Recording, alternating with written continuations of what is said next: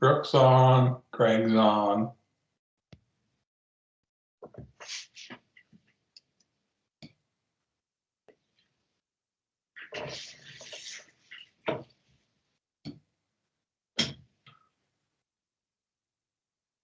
President Thomas, this is Camille, and I was trying to help you with the same as to ascertaining which board members were on the Teams call here.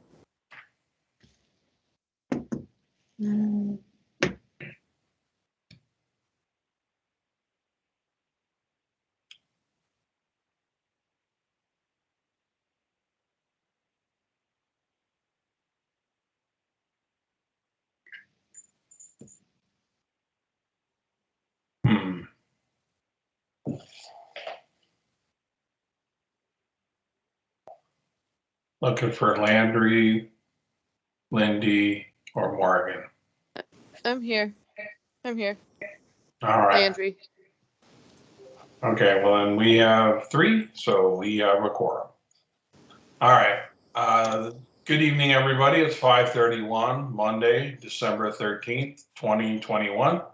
And this calls to order the regular meeting of the Boulder County Board of Health. And can I now have board members introduce themselves? This is Greg Thomas, board president. This is Brooke Harrison, board member. This is Landry Fagan, board member.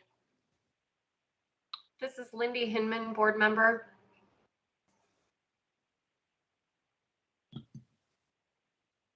Okay, we have 4 board members. Thank you, everybody. And then Camille, do you want to take care of staff introductions? I certainly can try. President Thomas, we have a number of staff here this evening because of a presentation later in the program relative to strategic priorities. Starting off, I have Dr. Michelle Haas, our Chief Medical Officer, Dr. Lexi Nolan, our Deputy Director. We have Daphne McCabe, Chris Campbell, Kate Haywood, an attorney, as well as Trina Ruland, an attorney. I am looking down, I see, it's really hard for me to tell the rest. I know that we are expecting several others, including Kelly Hinch, who is our interim director of the Strategic Initiatives branch, as well as many others. And so to the board, what I will say is we will give proper introductions when we are each presenting either our part of the COVID data update or the strategic initiatives update. Thank you for that, Grace. This platform makes it a little challenging to see everyone. Yeah. So I apologize for that. So that we have a robust bunch of staff here with us tonight to share information. All right, thank you very much, Camille. Okay, so this regular meeting of the Boulder County Board of Health has been called to order at the discretion of Executive Director Camille Rodriguez. Notice of this meeting was posted on the Board of Health's website as required by law and included the teleconference number.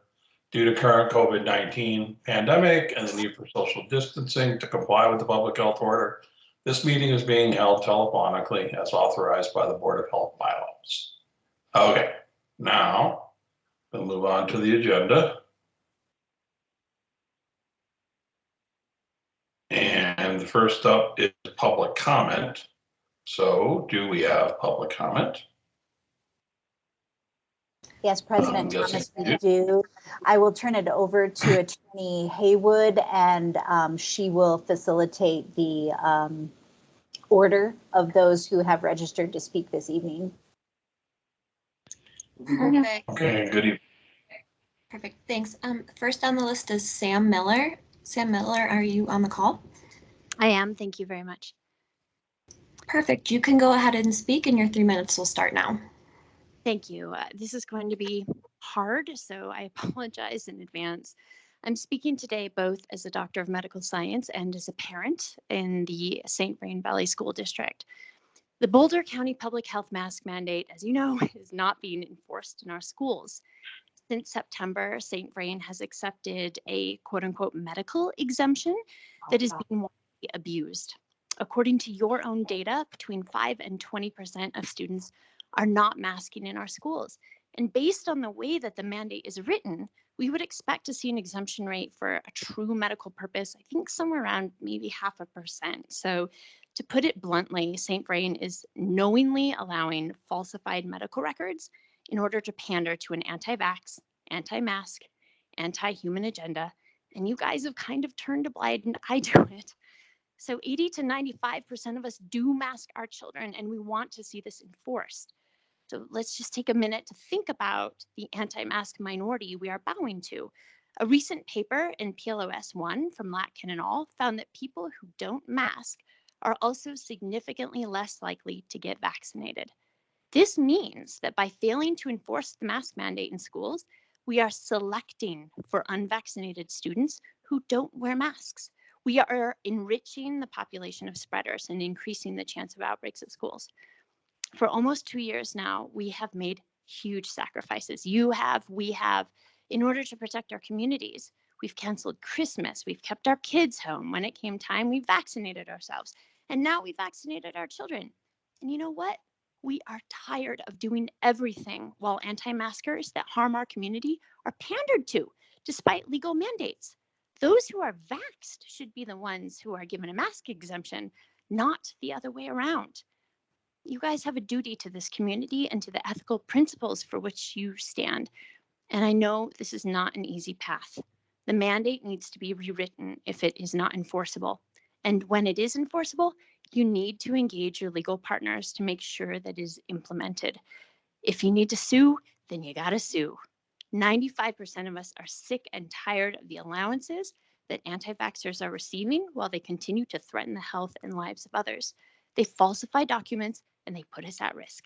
Please help and put an end to this. Thank you.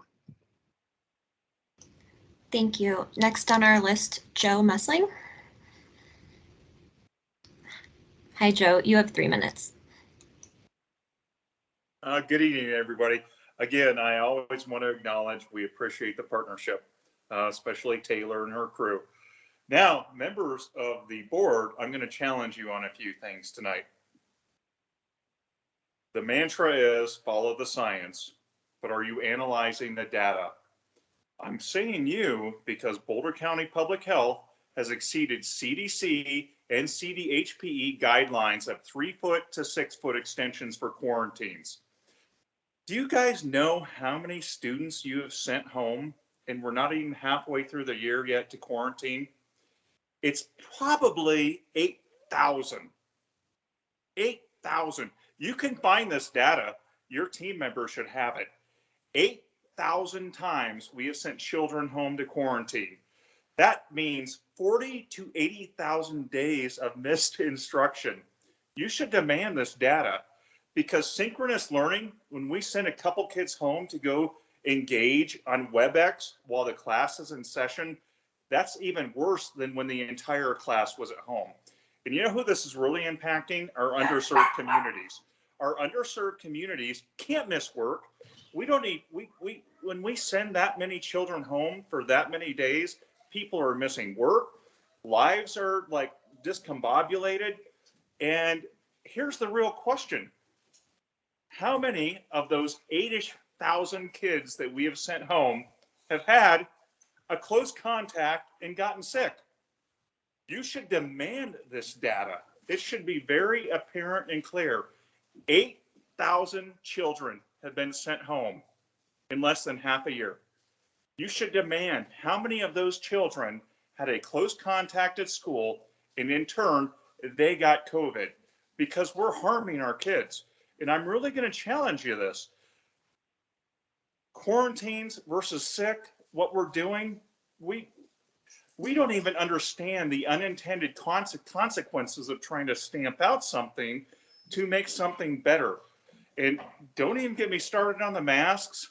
We're doing what we're doing and we're doing it, but we don't even understand the ramifications of masking on young children, 2 to 6 to 8-year-olds, emotional learning. And I do appreciate the hard work you're doing, the decisions you're making, but you need an educator on your team. You need somebody that has spent, like I have, almost 30 years in public education working with children and families. The cure can't be worse than the disease. And I really worry about this. And I'm going to end. I know my time's running out. And this is to the board. I'm a public servant. I lead board meetings. People come and complain at board meetings. Here's what I do as the director of Twin Peaks. Your time is up. Thank you. Thank you. Next on the list is Laura Thornton.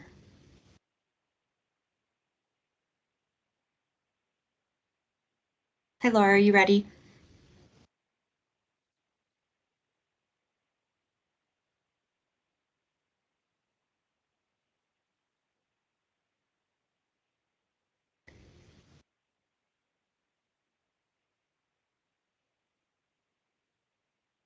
Laura, we can also come back to you. We have one more person on the list. Is Scott Lovatiri on the call?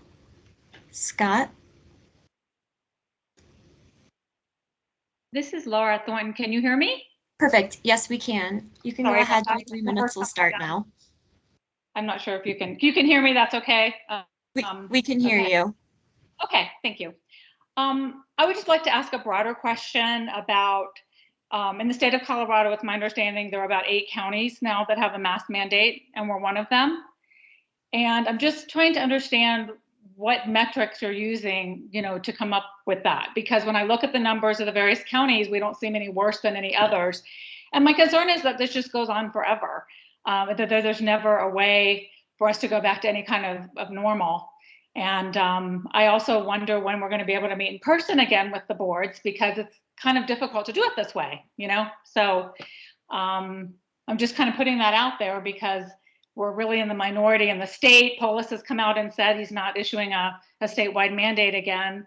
And the numbers just seem like impossibly low to ever, go back to any kind of normal here. And the board of Boulder County relies on you guys for your recommendations. And, a lot of us were following the data. We know where to get it. And with this transmission rate and the positivity, instead of focusing on hospitalizations and deaths, it just seems like we're in this endless loop. So just concerned and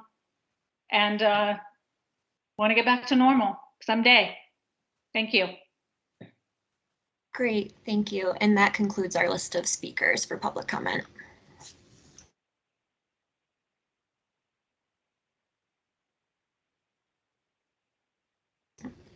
Greg, you're muted. Never fails. Thank you, Kate. Thank you, members of the public, for your comments. Moving on to the agenda, item 2, approval of the November 8, 2021 regular meeting minutes.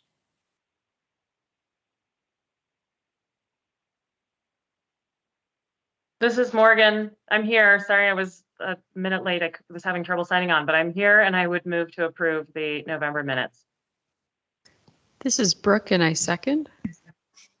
Okay, all in favor? Aye. Aye. Aye.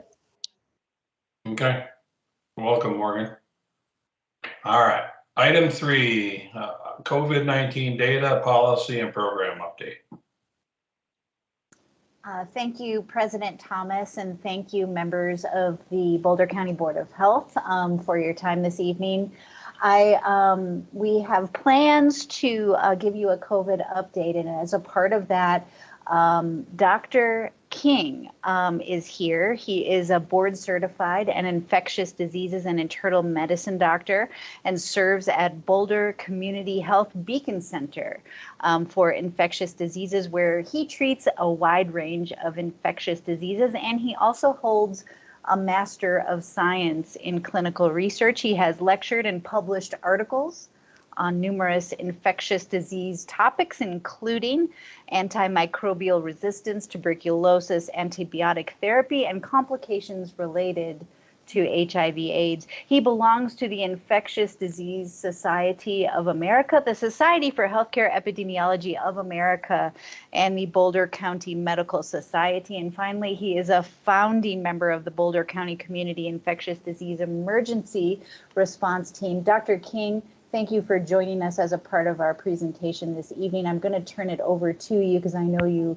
have places to be ahead of Dr. Nolan's data presentation. Thank you, Dr. King.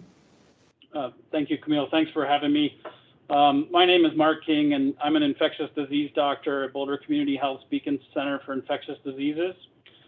I am also a member of the Community Infectious Diseases Emergency Response Team, which is a multidisciplinary team including local health systems and Boulder County Public Health, which has been working throughout the pandemic to promote and ensure the safety of our community. I'm here today to support the continued mask mandate in Boulder County as a primary method of preventing transmission of COVID-19 in our community. Data support use of masking to prevent both transmission and acquisition of COVID-19. Boulder County remains categorized as meeting the high level of community transmission, which has been present since mid-August. High transmission has been followed by high levels of hospitalizations and deaths from COVID-19. This in turn has led to crisis standards of care being reenacted in Colorado in November. Healthcare systems continue to struggle with staffing shortages, increased workloads, and staff burnout. Patients have chosen to forego routine care, resulting in more severe and prolonged illness. Hospitals serve as our safety net for the community, and their ability to maintain operations without being overwhelmed is critical to the health and wellness of Boulder County. Simple measures can ensure that we can continue to care for our community in their time of need.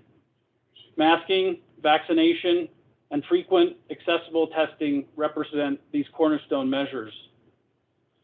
We have already seen brisk influenza activity in Boulder County, which was not seen last year due to social distancing and diligent masking. The collision of COVID-19 and influenza could truly challenge the healthcare system even further if demands on hospital care were further pushed by simultaneous widespread transmission of both viruses. Masking will help prevent transmission and acquisition of both viruses. Additionally, the Omicron variant, already identified in Boulder County, has raised new concerns about a strain more transmissible than Delta, with the potential to increase local transmission further, with masking central to preventing its spread. The COVID-19 pandemic has had profound impacts on all communities, reaching all corners of the world, including Boulder County. The U.S. has now experienced 50 million cases and is approaching 800,000 deaths, with Boulder County experiencing 35,000 cases and 318 deaths. This is truly staggering and tragic. Boulder County has been a leader and a role model for combating COVID-19 by enacting mask mandates and vigorous promotion of vaccination. I implore you to continue to lead and save lives in our community by maintaining the current mask mandate. Thank you.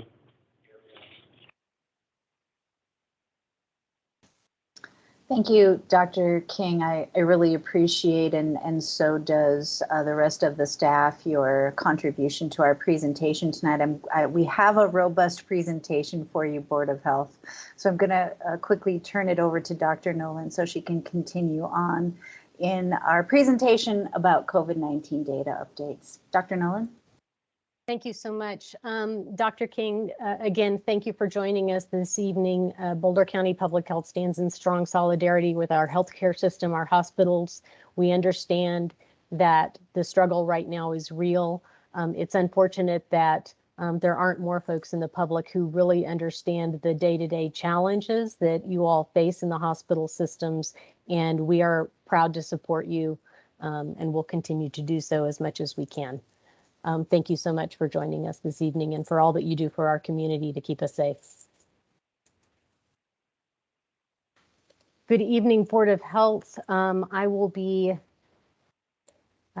taking just a second to share this evening's COVID update slides with you.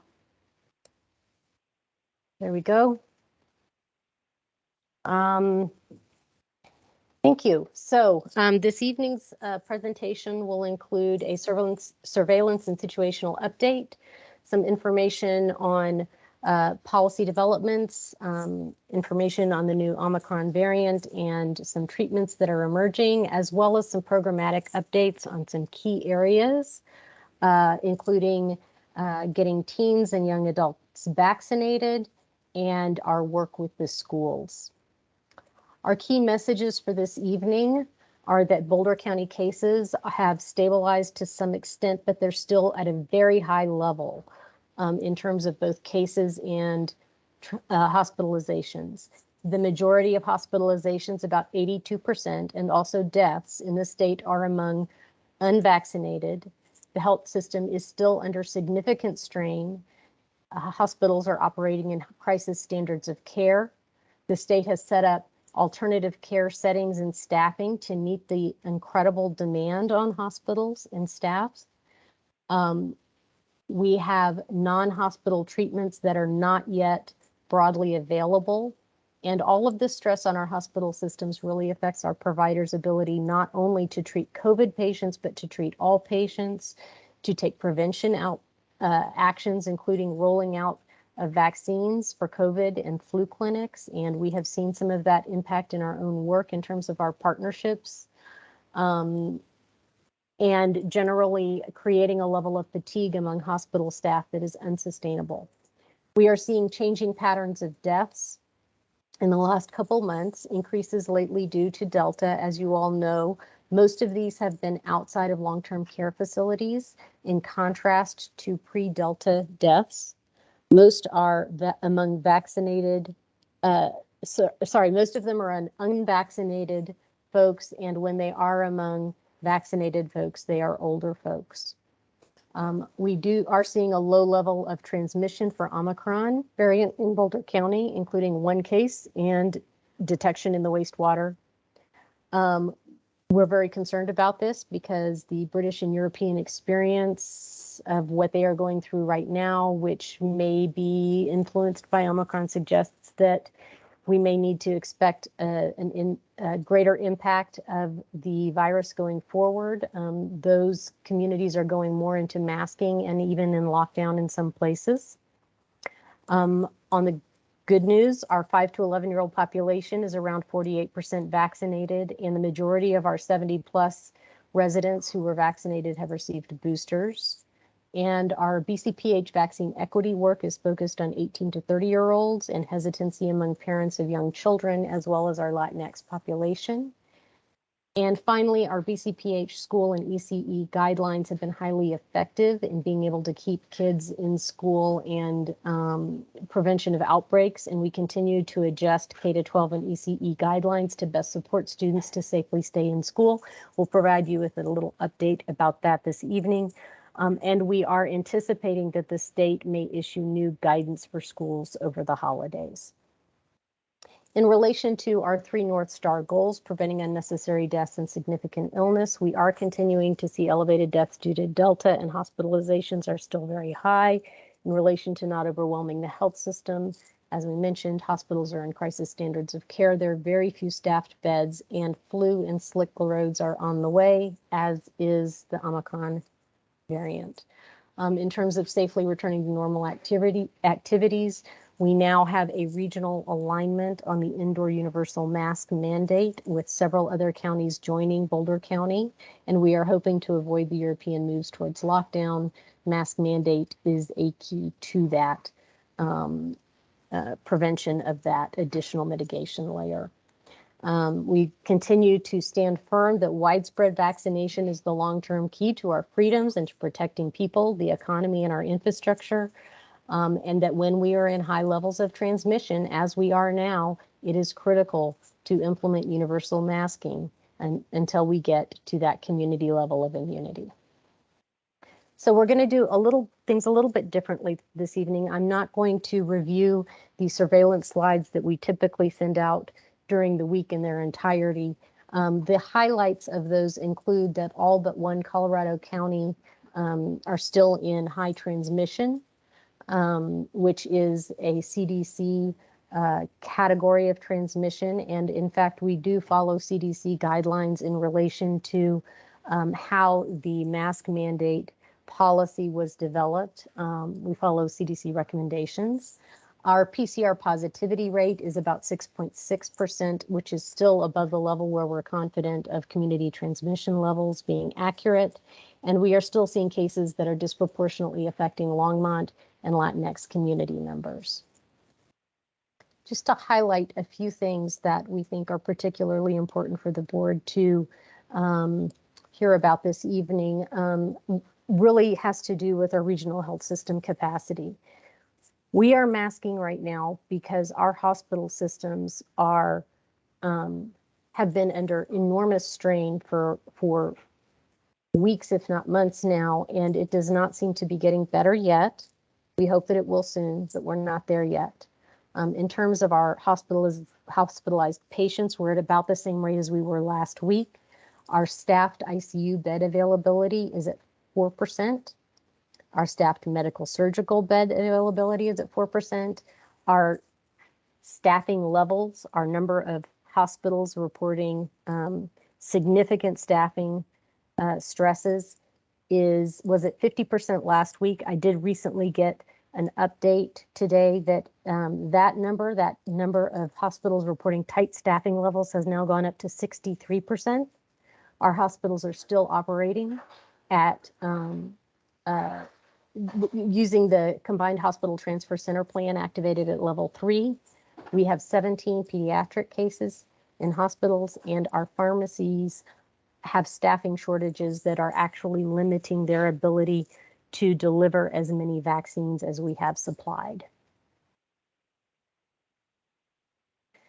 We did want to come back to you with some additional information on deaths because this has been a topic of conversation in our Board of Health meetings lately. As of last week, we had 59 deaths reported since May of 2021. And just as a reminder, those age groups had access to vaccinations by May. So these deaths since May are really related to people largely not getting vaccinated. I've been informed that these 59 deaths, we've actually added 2 in the last day. But more importantly, at our last Board of Health meeting, that number of deaths since May was at 36. So we have, come close to doubling the number of deaths over the last several months, just in the last month. And as you can see, most of these deaths are not associated with long-term care facilities anymore, in contrast to pre-May deaths. We have also had some conversations about looking at the proportion of vaccinated and unvaccinated deaths. This is a slide from the state of Colorado that shows you that purple line, that purple proportion at the bottom is the number of vaccinated deaths during that time period, and the blue is unvaccinated. So you get a sense of the dramatic impact of unvaccinated deaths.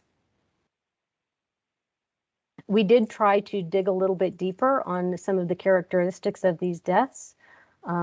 The state age-adjusted COVID-19 death rates for unvaccinated folks are 455 per million, and for vaccinated folks was less than 43 per million. In Boulder County, the average age of death is 80 years. For unvaccinated, it's 71 years. For vaccinated folks, it's 84 years. As we mentioned in Boulder County, in terms of long-term care facility deaths prior to May 1st, those deaths comprise 67% of the deaths. After May 1st, they have dropped to only 18% of the deaths. And deaths by race and ethnicity, I do want to point out this is not an age-adjusted calculation, which would probably change it the proportion considerably, but among white non-Hispanics, it's around 12 per 100,000, and within the BIPOC population, it's around 3 per 100,000. Some emerging information from this state shows that people who have received boosters are 2.5 times less likely to be a COVID case than vaccinated folks, and almost 10 times less likely to be a COVID-19 case than unvaccinated folks. And people who have received boosters are about 3.3 times less likely to be hospitalized with COVID-19 than vaccinated folks, and almost 50 times less likely to be hospitalized than unvaccinated people. In terms, could folks mute, please? I'd appreciate it. Thank you. In terms of our vaccination rates, we now have almost 84% of the total population in Boulder County is vaccinated. And if we look at the age breakout of these groups, we see extremely high rates for most categories. We are still working on these 5 to 11-year-olds who just became eligible a few weeks ago. My understanding when we looked at the numbers today was that this number, this data is of last week. As of last week, that number of 46% is now up to 48%. So almost half of our 5 to 11-year-olds have received at least one vaccine. The 18 to 30-year-olds are the more challenging group that is, we're still seeing lower vaccination numbers, and we'll talk a little bit more about what we're doing in that space in a few minutes. And if we look at boosters, this is a little bit of a complex graph, but let me explain it to you. The yellow bar is the proportion of folks in that age category among the group in that age category that has been vaccinated who have also received a booster. The blue bar is the total proportion in that age group of all the people in Boulder County in that age group who have had both vaccines and a booster. So you see in our 70 plus that about 73% of all the people that have been vaccinated have gotten a booster. And because almost everyone in that age group has gotten the first 2 doses, that comes out to be a very similar measure for the entire population. It's not surprising that it gets a little bit further away as you go down in the age groups, but these are the most vulnerable folks in terms of needing a booster, and they are the most highly vaccinated and boosted group that we have. If we look at the unvaccinated population in Boulder County, it's about 40,000 people that are currently eligible to be vaccinated, and in total, it's about 53,000. That extra 13,000 is kids under 5, obviously. This gives you a sense of the number of folks in each of those age categories that we are continuing to reach out to and to support to get vaccines. We wanted to turn a little bit to some questions that the board has had recently about masking mandates, whether they are effective, whether they make a difference.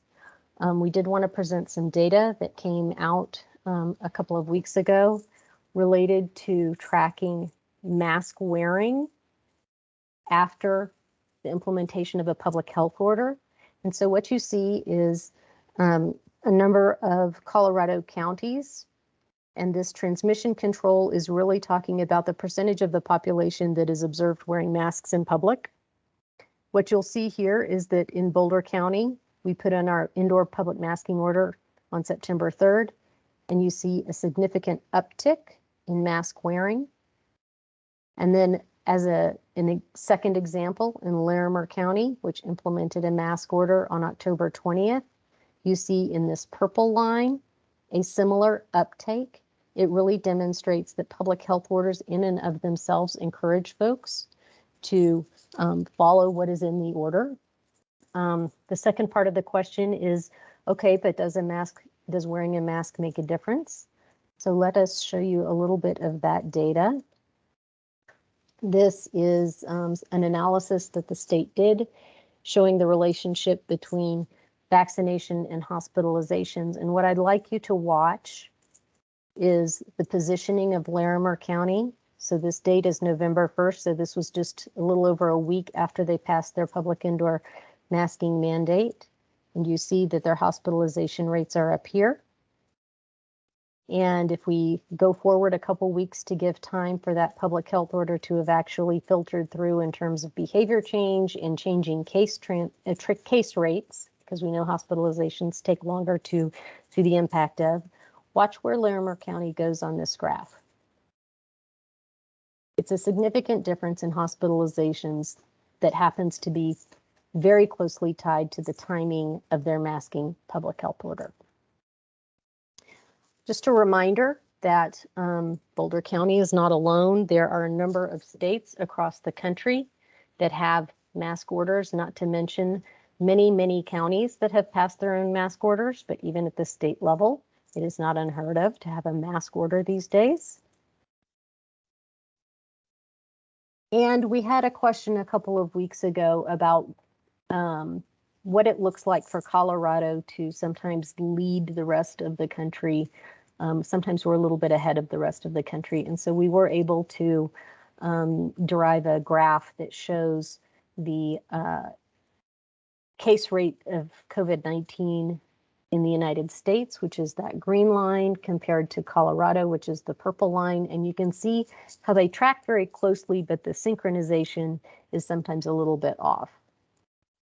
Just as a note, Colorado as a state over the course of the pandemic has actually had the 15th lowest rate of cases and 9th lowest rate of deaths. And in the United States currently, we are seeing cases rising across most states. I will stop there and turn the presentation over to Camille to say a few words about our public health orders. Lexi, real quick, this is Brooke. Mm-hmm. Could you go back and show the two masking the case rates again? It looked like the axes shifted. Is this, I'm sorry. Sorry, the next one. Right? Okay, and then the one after that one. Thank you. That was all I needed. Sure.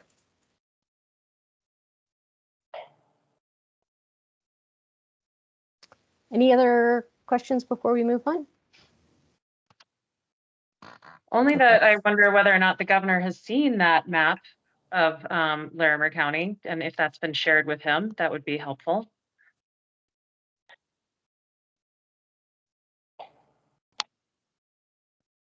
I will interpret that as a rhetorical question and pass it over to Camille. Yeah, I'd be happy to show it to him if he'll so invite me to do so.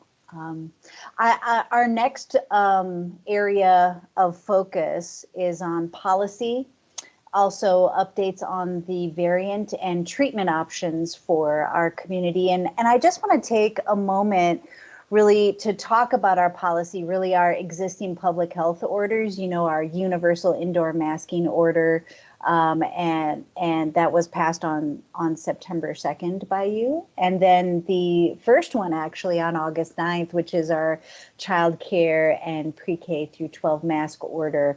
You know, I hear the public comment, I look at emails, and I know that many people, whether they are pro-mask or not so pro-mask, are asking, when will we not have to do that anymore? When will schools not have to mask? When will I not have to wear a mask when I go in the grocery store in my community? And I know that Dr. Nolan and I and the rest of our Boulder County Public Health staff have really consistently messaged to the board and to the community that we always intend to implement policy that builds the stage for us to return safely to normal activities. At this point, the few things I have to say, and I think that based on, you know, our contribution that we received from Dr. King tonight, as well as so far Dr. Nolan's presentation, we are concerned about several things right now that would, you know, make it a strong recommendation that for now we keep our orders in place. One does include Omicron. We know that it has become the dominant variant in Colorado, and it has happened quickly. We are watching our friends and partners in other countries, and they going on lockdown, as Dr. Nolan mentioned. And we are concerned that Omicron could refuel a resurgence of cases. And that's discouraging because we have had recent improvements based on what Dr. Nolan just showed you, especially because of the layered mitigation strategies that we have employed in Boulder County, and that we're so pleased that many of our Metro friends and neighbors have also adopted as such. We are also therefore concerned that if there's a resurgence in cases because of Omicron, that we will continue to see pressure put on our hospitals. And so if we see increased hospitalizations, even because our case rates are higher, we are very concerned about that, especially in concert and combination with it being the flu season and with folks being out and about more, out on the roads, gathering indoors to celebrate holidays with friends and family. This is very concerning for us. So it's vital that right now we start to prepare for the likelihood of an Omicron surge soon, especially even though we are seeing a lull in the Delta variant. And that vaccination and layered mitigation strategies like our public health masking orders are even more important at this time. We also know that we have a sector of our population, the youngest of our population, the 0 to 4-year-olds, that still don't have access to a vaccination. We told you we're pleased that a significant number of our 5 to 11-year-olds at least have one dose. But with that said, and considering all of those factors, many of my colleagues and I continuously discuss what regional approaches we can take to, at some point, having a regional policy approach to stepping down these orders when the time is right and when it's safe for the public and for our most vulnerable. So at this point, I'm basically repeating what the data showed, what Dr. King shared with us about our hospital systems, that there is a lot to understand about Omicron. There is much to be concerned about, especially after just normal holiday surges when people are spending a lot of time indoors. It's time to get vaccinated. It is time to consider having outdoor activities when we can, and know that we are continuously, as local public health administrators, discussing how we can regionally approach a step down to masking orders and to other mandates. But at this time, it's definitely our concern it's concerning to us, to step away from any of those because of all the factors that I just mentioned. I'm going to turn it over to our attorney, Trina Ruland, right now to quickly go over a couple other highlights in the policy area, and we'll continue on through our presentation. Trina? Thank you. Could go forward to the next slide, please. Just a very quick enforcement update. Our enforcement efforts are primarily focused on education and outreach. We'd had 305 contacts. I believe that's with businesses around Boulder County. Some of those have resulted in notice of violation. We have filed one lawsuit, which just very recently settled. That was against Gold's Gym in Longmont, who has now agreed to comply with the public health order, as well as some additional terms in the settlement agreement. We've done a lot of outreach. We've been focusing a lot on houses of worship and similar facilities in light of the upcoming holiday season, talking with them both individually and with them as a group. Next slide. As a reminder, our mask order does have an exception that businesses or other facilities can voluntarily opt into. That's the vaccine verification program. We now have 270 businesses and facilities around Boulder County participating in the program. That's out of 316 applicants. And many of these are some of our largest employers: Google, Zayo, City of Longmont, some fire stations, etc. With the new mask orders with our Metro partners, they have also implemented, most of them have implemented the same program, the vaccine verification program. Jefferson County's program and Tri-County's program structurally look very similar to ours. Denver also has a program. Their process for application just looks a little bit different. We've also been working with our cultural brokers to reach out to the Latinx community to increase participation among Latinx businesses as well. Next slide. We have discussed the passing of school orders. That's pretty old news at this point across the state. I believe nearly 80% of K through 12 students are required to wear a mask at school. More recently, our metro partners, in addition to Larimer and Pitkin, have passed a universal mask order and have followed our order, allowing for that vaccine verified program exception. Most of them have followed the same metrics that our order follows, which is the CDC. And the CDC does recommend that when a community is in high or substantial transmission, that all individuals over the age of 2 and older, wear a mask regardless of vaccination status.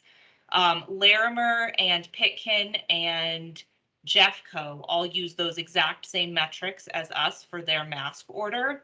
Adams and Arapahoe have declared their order will be in effect until at least January 2nd, and then they're looking at ICU metrics. Denver actually hasn't defined metrics themselves. And now I'm going to pass it off to Dr. House. All right, thanks. So I think Dr. King covered some of this. So this will just be more of an update. So currently the Delta strain is the predominant strain in the US and in Colorado. It is set to be the dominant strain in the UK probably in the next 48 hours, and is the dominant strain in South Africa currently. I put a link in the presentation for you guys to access just about emerging data from CDC. And I should probably start with a disclaimer that what I'm going to present to you tonight may change tomorrow, because that's how things seem to evolve with COVID, but we are certainly doing our best to keep everyone updated. This table is actually from a colleague of mine, Dr. Bill Berman, who's also an infectious diseases physician, and he spent the weekend combing through some of the epi data that is available through the UK and other areas. And in his analysis and in my review of his analysis, the consistent evidence is that Omicron does appear to be more infectious. So far, the suggestion is that Omicron likely causes less severe disease. And then there's accumulating data that Omicron decreases protection from infection by vaccines and also prior infection from other variants. Currently, we do expect that the vaccines will protect against severe illness and hospitalizations and deaths. Next slide, please. So this is a timeline, and I know we've covered some of this, but just very briefly. So in November 9th was the first known confirmed infection with the variant that we now know as Omicron. The United States initiated a travel ban, mostly to countries in Southern Africa, on November 26th. And then in the US was first identified on December 1st. December 2nd was the first case identified in Colorado. And then right around the same time period, there was another case identified that didn't actually have any travel history previously. The other two individuals had a travel history, although this person the second person identified in the US had attended a convention. And then December 3rd, we also identified someone with Omicron variant in Boulder County. And then as of December 6th, 17 states are reporting at least one case. I think that number is increased. We put these slides together as of yesterday, so that's the number is higher now. And then, as I think many of you know, we detected Omicron in wastewater in Boulder County. Omicron has also been detected in wastewater in Houston, and then in a couple of cities in Northern California. So it does seem like it's, community transmission is ongoing, even outside of Colorado. Next slide. So far, it does appear that PCR tests continue to detect infection. With one particular PCR test, you can see a dropout in the S protein. So what that means is there can be an early signal that a variant is present. And we didn't see that early signal, if you will, with Delta. We saw it with Alpha. We now see it with Omicron. So that can be helpful in, when a lab sees that, to say, all right, there may be a variant present, and then they can flag that that particular sample for sequencing. In terms of the vaccine, so Pfizer so far has released preliminary data that their booster increases protection. I think the number is right around 25-fold, but don't quote me on that. But it's significantly higher and provides substantial protection against Omicron.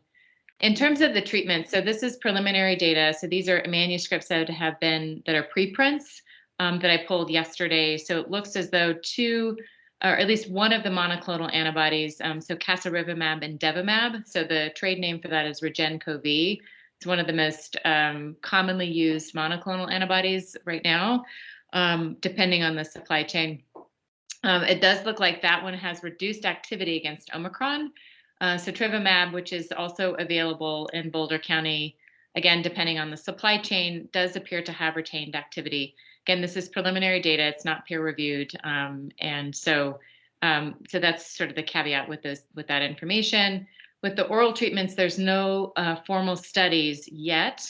However, Merck issued a statement. So they are the manufacturer for molnupiravir, that they don't believe, based on the chemical structure of their product, that it's going to be impacted by Omicron. But again, they need to do those formal studies for us to know for sure.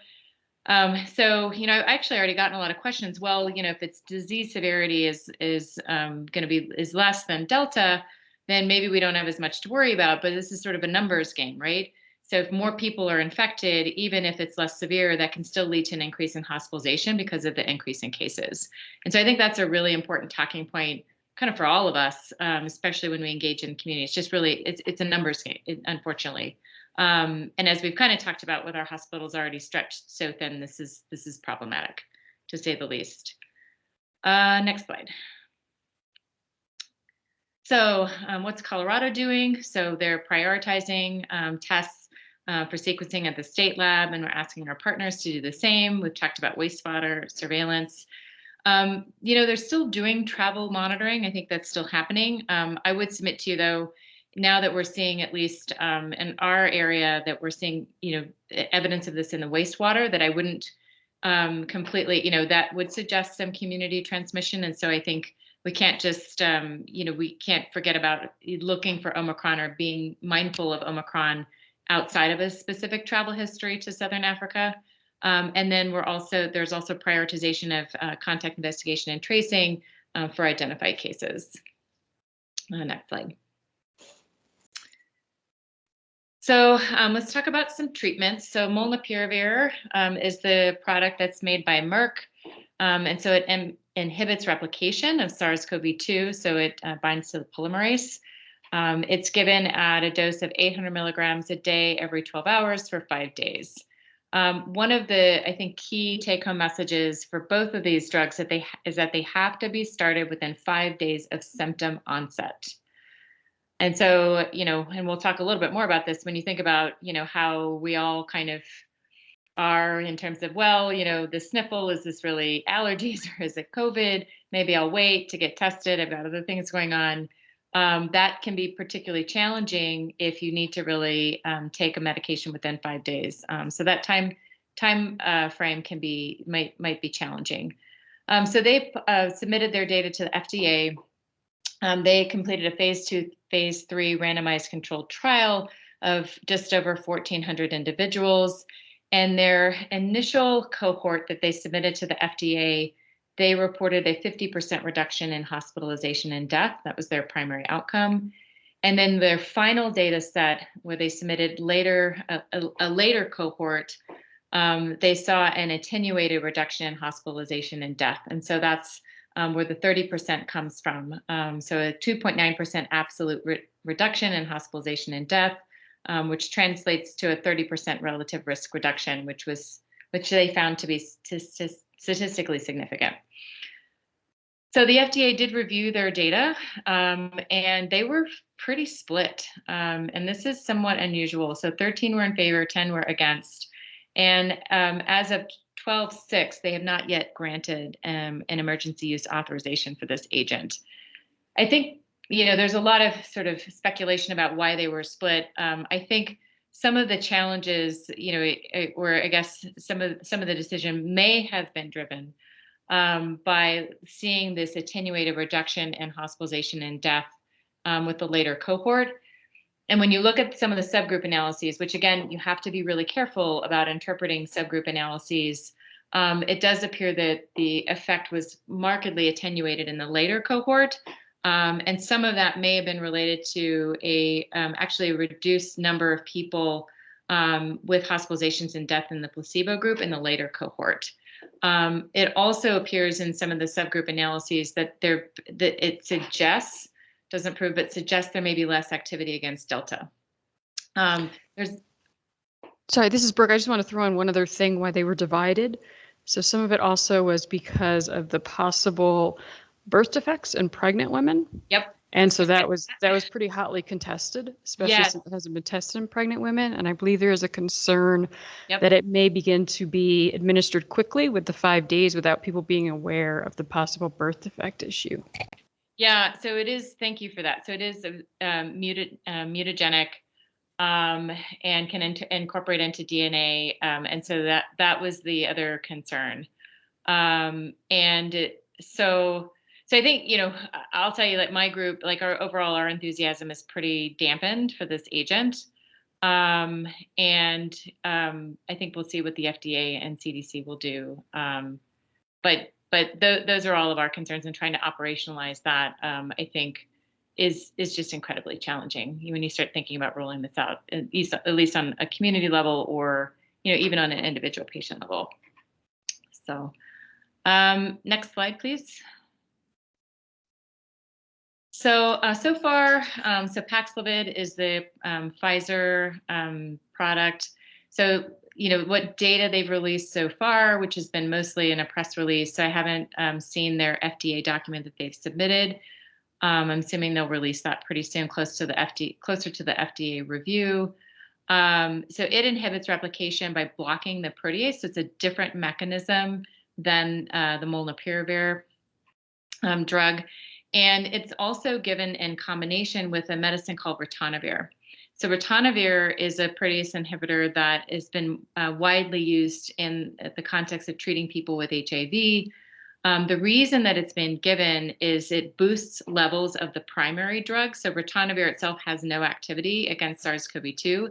It's mainly interfering, if you will, with metabolism of the primary agent, so that the levels can stay elevated, and it won't be degraded over time. So the combination is given twice daily for 5 days. This also, again, has to be started within 5 days of symptom onset. Their primary endpoint was reduction in hospitalizations and deaths at 28 days, so very similar to the molnupiravir endpoint. They demonstrated an 80% reduction in hospitalization and deaths. So the FDA has yet to review it, so we'll wait to see what that review shows. One of the other key challenges is that ritonavir interferes with metabolism of many medicines. And so it will require some review of other medications that a person is on to make sure that there aren't any really concerning drug-drug interactions. And so that can also it will complicate sort of widespread use of this agent as well for people who are on other medications. Next slide, please. So monoclonal antibodies, hopefully many of you are familiar with how they work. So they can allow people to feel better faster by about 4 days, also have a significant reduction in hospitalization and death. And the risks are pretty minimal, incredibly well tolerated.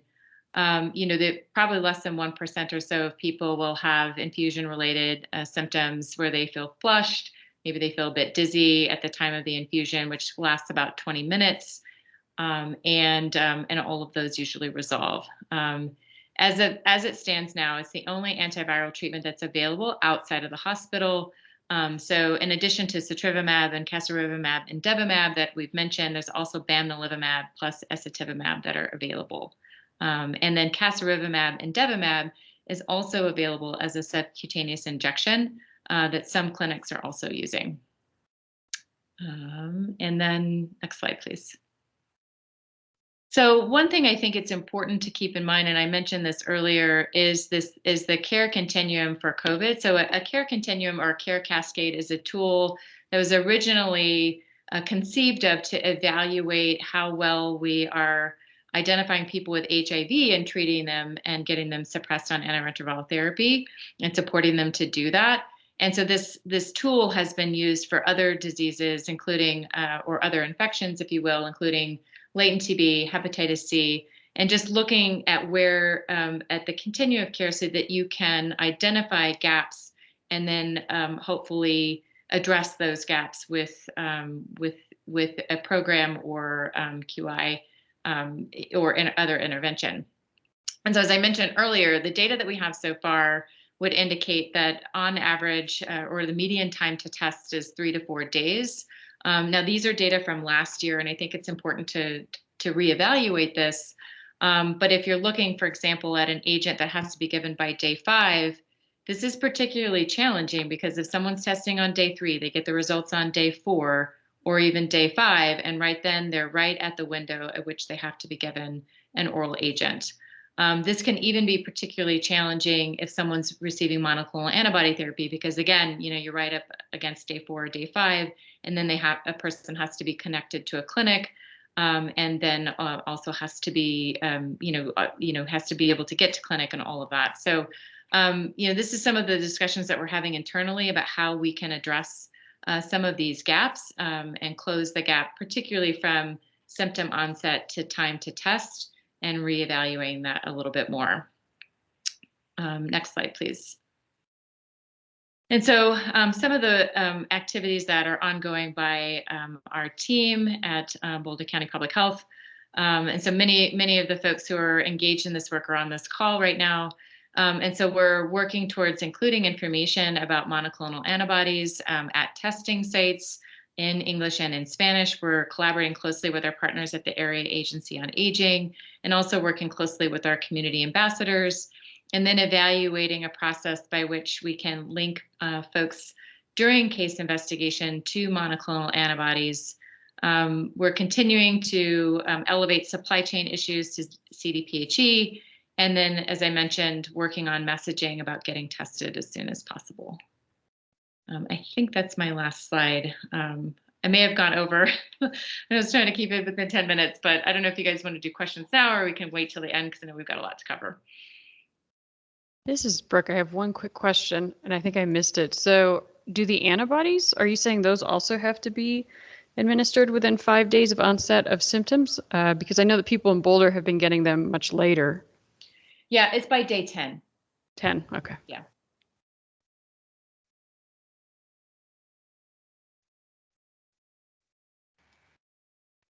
Any other questions for Dr. Haas right now?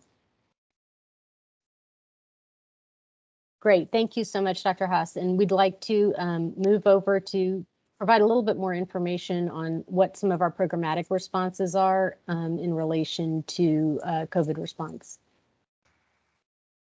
All right, Lexi, thank you. Good evening to the board, and good evening to community members joining. It's always good to see you. My name is Chris Campbell. I'm the Emergency Management Coordinator at Boulder County Public Health, and I'm just going to provide a real brief update on our efforts. I'm working with teen and young adults in our vaccination approach there. So next slide, please, Lexi. To reinforce, Lexi did show these earlier. We know we have gaps, and particularly with community members, teens and young adults in those age groups, 18, 19 years old, significant drop off there in vaccine uptake. And as you look into that as well, ages, young adults, young working age adults, we definitely have gaps. So this is really, we've talked a lot with the board about our vaccine equity strategies. This really is kind of the next in digging into the data, looking at that, talking with community members, hearing where we're at. This really is the next phase or the next iteration of our work. Next slide, please. And as you dig deeper, we know from a racial and ethnic look, we have additional work to do. So BIPOC community members in these age groups, 12 to 19, Hispanic, Latino, Latina community members, we know we have work to do and have gaps. So this is just reinforcing that or showing the data we know we have work to do, and we'll talk a little bit about how we're going to do that together. Next slide, please. This is the ages 20 to 29, just digging into that data a little bit. Again, amongst our BIPOC community members, again, just work to be done. So next slide, please. One other aspect of this, it is really important, and I'll speak a little bit to our key partnerships that we continue to work through. Our incredible teams on our community health side with public health just provided some data and some perspective on the impact of the pandemic on LGBTQ community members, young teens and young adults. We know that there is a big connection between mental health and really folks being, or community members being at a place where they're even considering getting vaccinated. So that is yet another component and aspect of this work we're going to do in this space with teen and young adults, is recognizing that need to support and provide behavioral and mental health supports. So we wanted to just provide that data a bit. Even a local survey done by one of our incredible partners out Boulder County, 77% of LGBTQ young adults in the community, ages 18 to 24, are struggling, and have indicated that their mental health is very challenged. So we recognize that intersectionality, and that's going to be part of the strategy that we're working towards. Next slide, please, Lexi. So this should be familiar to the board and to the community. We've talked a lot about this from the very start. Our vaccine equity work really has been grounded in grassroots work. We are going to continue to co-create together. This is going to be youth-led, this work. We want to hear from youth in the community. We're starting to connect with them, and also partners that work with youth.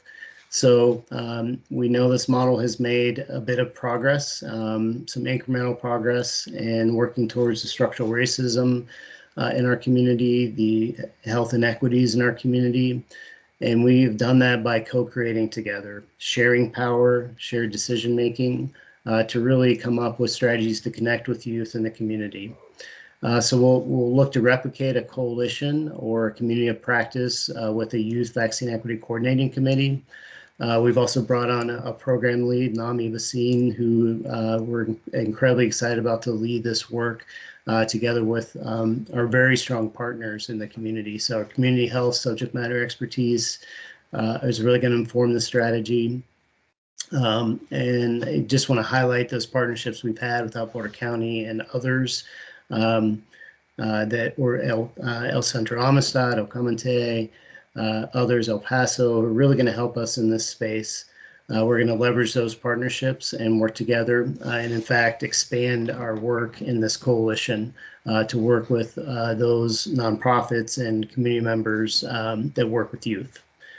So in the next couple of weeks, we've had initial planning discussions on this, and are really looking to resource and fund this into next year. And that'd be the end of my presentation this evening. So thank you. Any questions for Chris? Hi, Chris. This is Morgan. Oh, sorry. Hi, Morgan. Hi. Thanks for your presentation. Wondering about how our vaccine inequity rates look compared to other communities. I mean, are there other communities that are doing better with their youth of color, and if so, do we have an idea about what successful strategies they're using? Just kind of curious if I know that this is a common challenge, but I'm wondering if there are any success stories out there that we can lean on as well. Morgan, it's a great question. I don't think I can answer how we compare to other communities right now.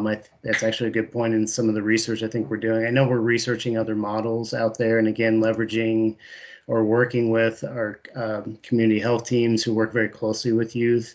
I think we would go back to, again, letting youth speak.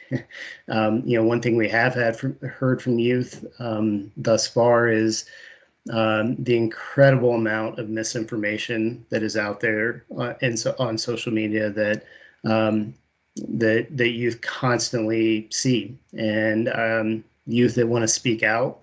It's really challenging for them. Those are really support getting vaccinated, support ending this pandemic. Quite honestly, really struggle to speak out, and so that's what we've heard thus far. And so we're committed to working with youth to again again have them help us provide that voice. I saw Indira pop on. I don't know if Indira, you have anything to add. No, I think it's a good question, Morgan. It's something that we can ask our Metro partners about. We've just been concerned about some of the vaccine uptake has been lowest among teens and young adults, so we just want to take a deeper dive. So I hope that helps. Go ahead. Sorry. Oh, I appreciate the listening to youth and young people of color in particular, and hearing what their perspectives are and the challenges they're up against. It'd be interesting to me, even at a like a school level, to look at what schools have seen more successful uptake of vaccine, or at that micro level of what are some of the either social influences or messaging influences that they're able to get at the micro level that might be, again, successful in increasing vaccine uptake. Yeah, one of the things that we're excited about is that Boulder County partnered with El Centro Amistad to run a survey. And so they'll be releasing the data from that survey in January, and we're interested in taking a closer look with them at what that data is showing us and what the barriers are, what the hesitancy is about. Yeah. Great, thank you. Yeah, and we just want to be really clear here that we're talking about ages 18 to 30, right? That's the group, that's the population that we're talking about in this group that we're trying to reach, is 18 to 30. It's not school kids. Well, it does include some teens all the way down, but for the most part, our vaccine rates are lowest among those 18 to 30, yeah. Point taken, thank you.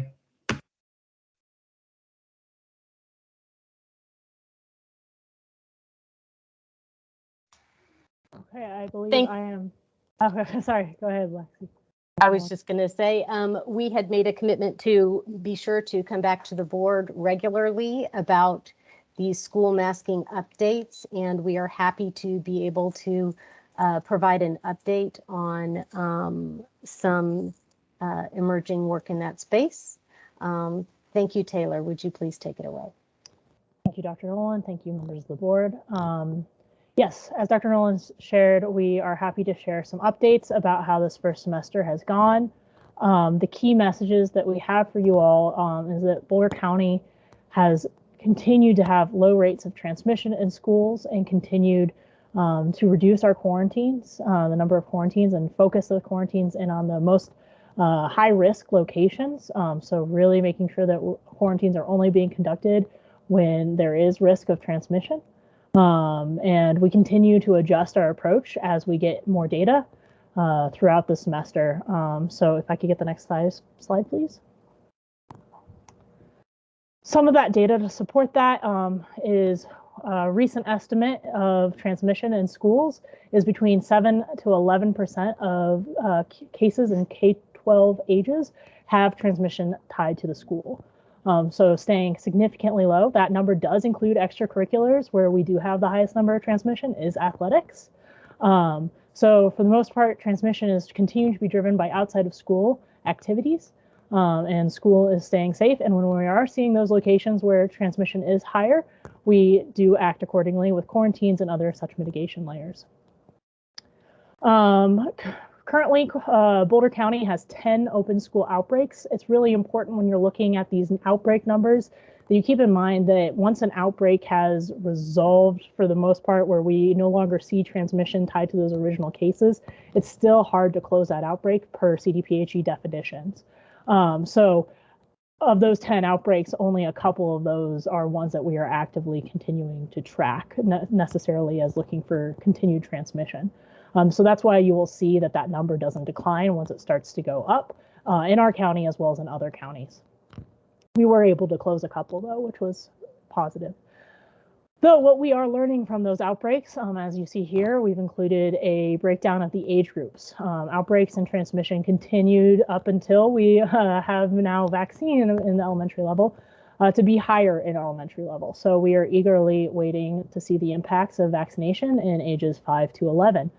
And as you can see, vaccine has been working in those older age groups with significantly less outbreaks this year than last year. That said, it's hard to compare considering that definition at the state level has changed. So the threshold is higher to be an outbreak status, but when we're comparing across the state, for example, there's over 300 statewide school-aged outbreaks across the state. So 10 for a county of our size is very good. Next slide, please.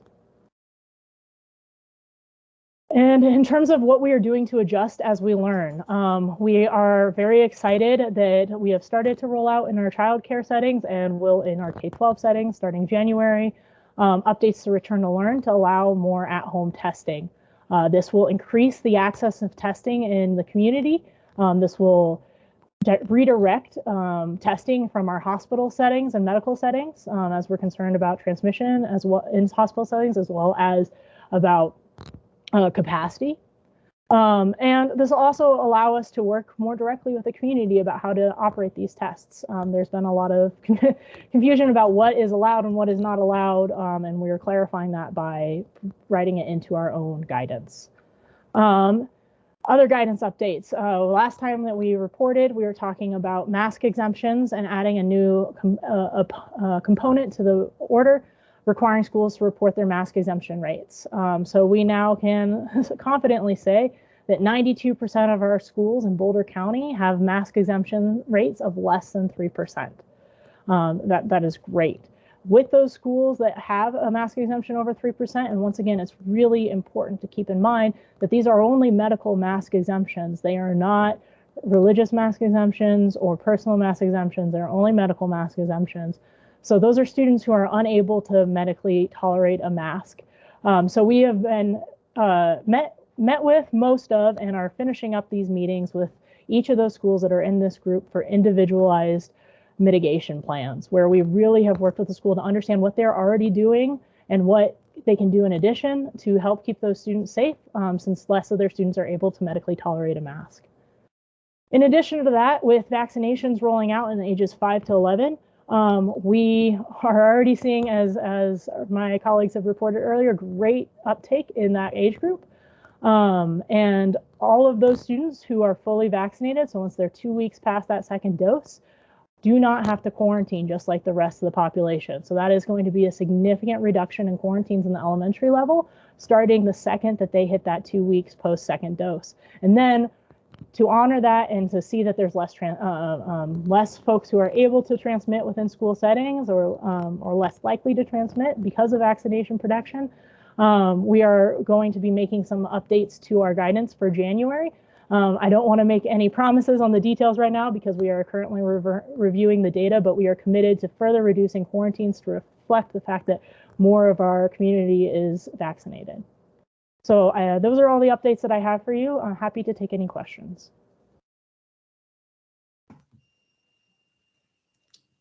I've got a question, but I don't want to jump in if there's somebody else. Thank you, Taylor, for the updates and good work on the schools. And had a question about, is there a separate presentation on ECE? Is that what I understand? No, this is the no, masking. This is it today. This is my time to ask about ECE stuff. Okay, good. So as a parent of both school-age kids and a preschool kid who is not yet eligible for vaccines, and I don't know when that's going to be, when he will be eligible. It feels, from my seat and from some of the public comments that we've received, that we have done a really good job of prioritizing keeping kids in school for K through 12, particularly given the general outcomes for kids. Our kids are at a lower risk for severe outcomes of COVID. So it feels actually like this has been going pretty well, and we have, as you've just demonstrated through the data, been able to reduce quarantines and ease return to learn. And so again, it feels like we've done a nice job of prioritizing education and keeping kids in school, and while also trying to minimize risk. From an ECE parent perspective, it still feels like there are some hurdles to keeping kids in school for working parents. And I think, the board received a number of emails last week of parents who are really struggling, right, to maintain childcare and work. And so I'm interested in what's our strategy. And I know things are changing all of the time. And I sent that email asking about long-term thinking right before I think the return to learn at-home testing changed for ECE, which is huge, right? Because they come home with runny noses every week. So there was a lot of school out time waiting for PCR results. But I would just love to hear a little bit about what we're thinking, because this remains a really challenging thing for working parents to have inconsistency of childcare in the ECE setting. Yeah, thank you so much for that question. That is something that is absolutely on all of our minds as we're trying to consider these updates for January. I do apologize. I will answer as best as I can, but my colleague Elena Younger is the lead for that group. So I'll try my best, and if not, we can follow up via email as well. But as you highlighted, one of the really big things is return to learn, which I did forget to say that another benefit of that change is it reduces the amount of time that children are out of school waiting on test results, which was probably the number one driver. So I apologize, I forgot to Right, say no, that. that's huge. That's huge for those of us that have been doing that cycle endlessly. Yeah, but additional pieces are we have continued to explore deep dives into our local and regional and even national data and other approaches. We've looked at a couple of ideas, and as you said, the situation keeps evolving. So as we've gotten close to some ideas, we've had then an increase in community transmission, and then we saw a bunch more outbreaks in childcare. So we had to slow down as we saw that, because we did go from 0 outbreaks in the first half of the semester to, I don't have the exact number off the top of my head, but at least 2, it might be up to 4 now, outbreaks in the childcare settings the second half of the semester. So we did slow down with our approach a little bit there. We are currently in the middle of revising childcare quarantine strategies with the goal of reducing this continues to be the goal.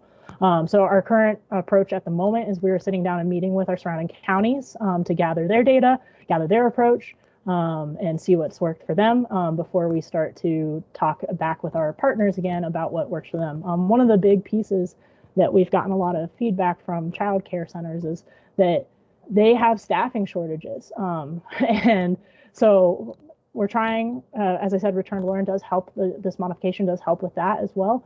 But we're trying to balance the fear that child care centers have of closing down if they have any type of outbreak and they can't stay open already with their staffing shortages, with also the desire, the need for parents to be able to trust that their children have childcare. So those are 2 really conflicting challenges right now. So I recognize that, and we're working towards it, and I really hope we have very specific updates for you next month.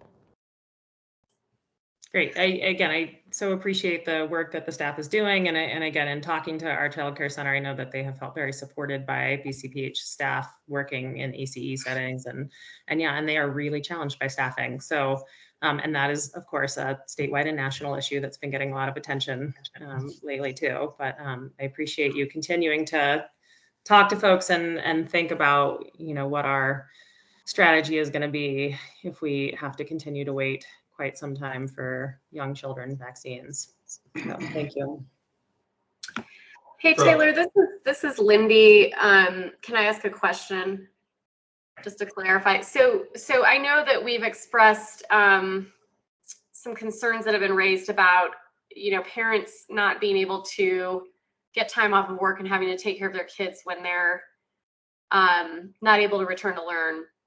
So can I just clarify with you that this at-home testing policy, is that intended to hopefully try to address some of those concerns in terms of the rapidity of which people can get their results and then get back to the classroom?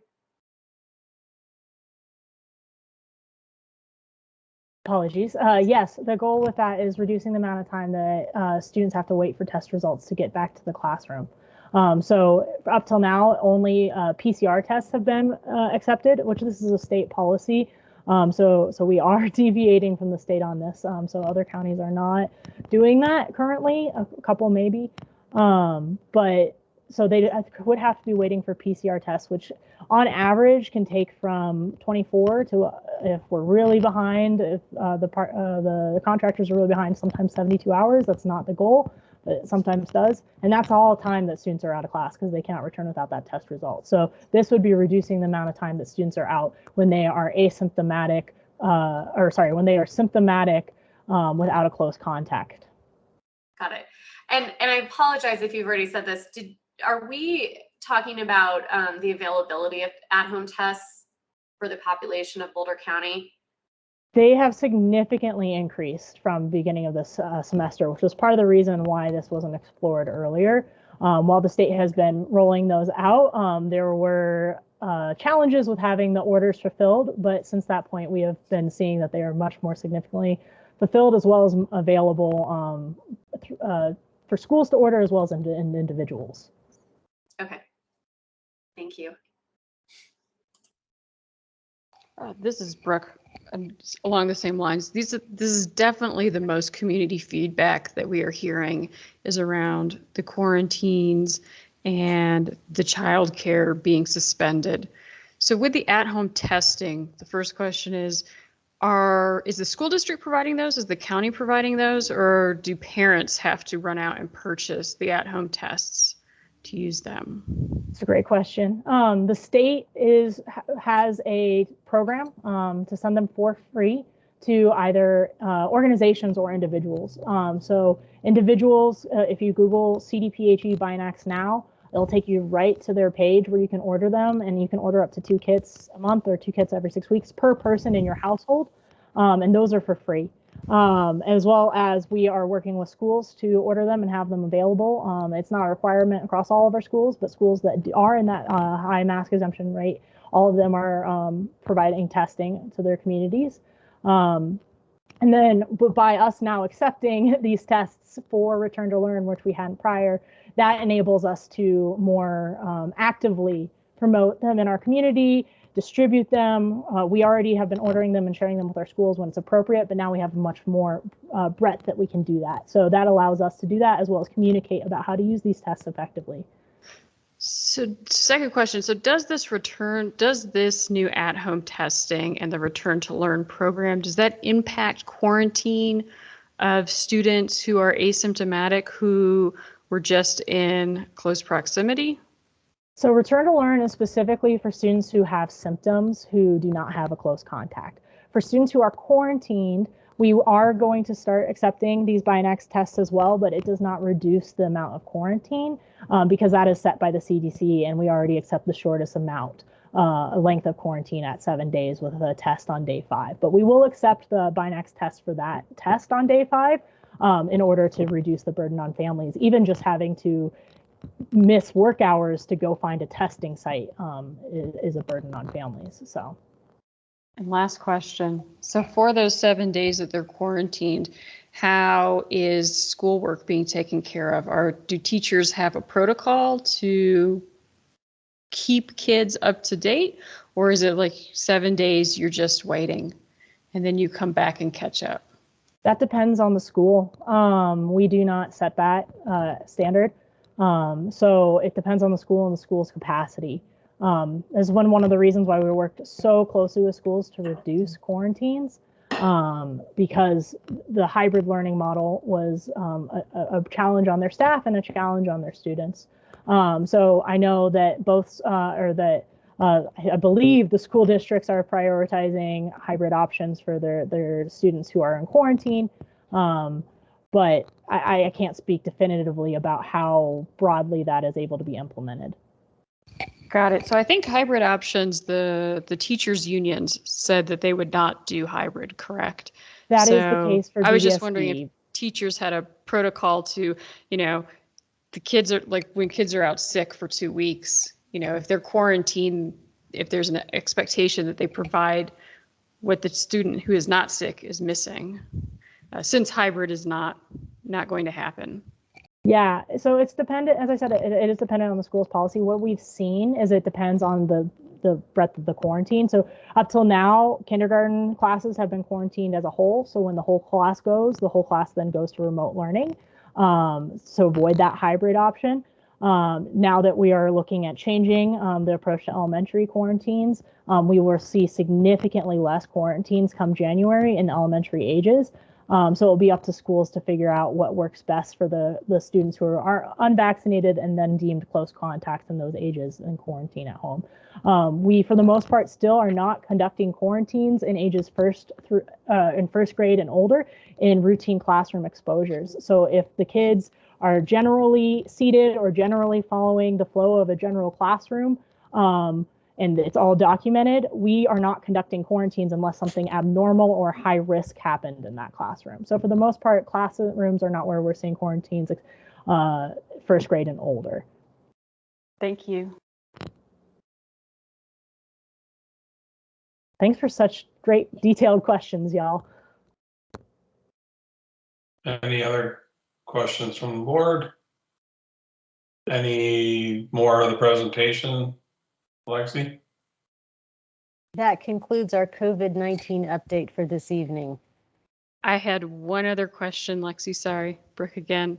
For the wastewater testing, is that quantitative? So are we using something like qPCR to see if we're seeing changes in the amount of Omicron present in the wastewater? And then if it is quantitative, are we correlating that with case rates and hospitalizations?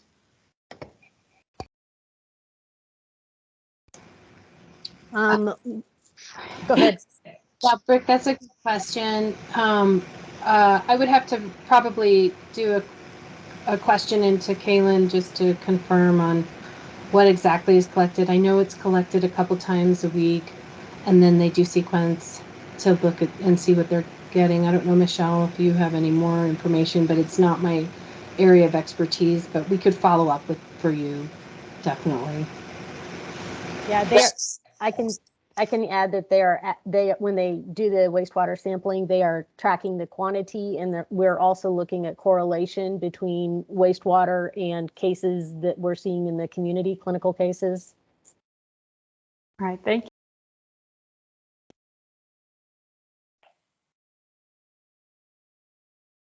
Okay, well, thank you everybody for all your contributions to the updates. I appreciate some of the additional lenses, additional filters put on the data. Some of the revisiting past questions I think is very helpful for the board. So again, thank you for keeping track of all that. And thank you for presenting it in as concise a manner as you can. It's really interesting times. I guess, looking forward, we talked about some of the neighboring health jurisdictions and their mask mandates. I believe most of those are set to expire January 3rd unless they're extended. And so with Omicron, it will be interesting to see what that transmission rate really looks like here. And we should have a good sense of that probably by the end of the month. So again, no action being requested of the board tonight. So with that, we will move on to item 4 on the agenda. Do we want to take a break at all? A couple-minute break? How long is that going to take, Camille? I know that I guess I would say this will take about 20 minutes. Okay. This next update. So if anybody needs a break, maybe just step out for a minute or two, and we can just probably keep going. Okay. Thank you. Well, I know that Dr. Nolan will probably queue up another slide deck. I can introduce that it was at my request for you, Board of Health and President Thomas, that we talk for a bit about some things that are not necessarily COVID related, right? Because all of the work that we do on a regular daily basis, the 10 essential public health services and focus on the social determinants of health, that all still goes on. as you know, during a pandemic. And it was important for us, and it was key for us to provide you with sort of an end of the year look at what we are looking forward to next year. It's a key year for us because it happens to be the final year of our existing strategic plan. And it is also a planning year to prepare for our next community health needs assessment. That's a required activity that we do as a local public health department.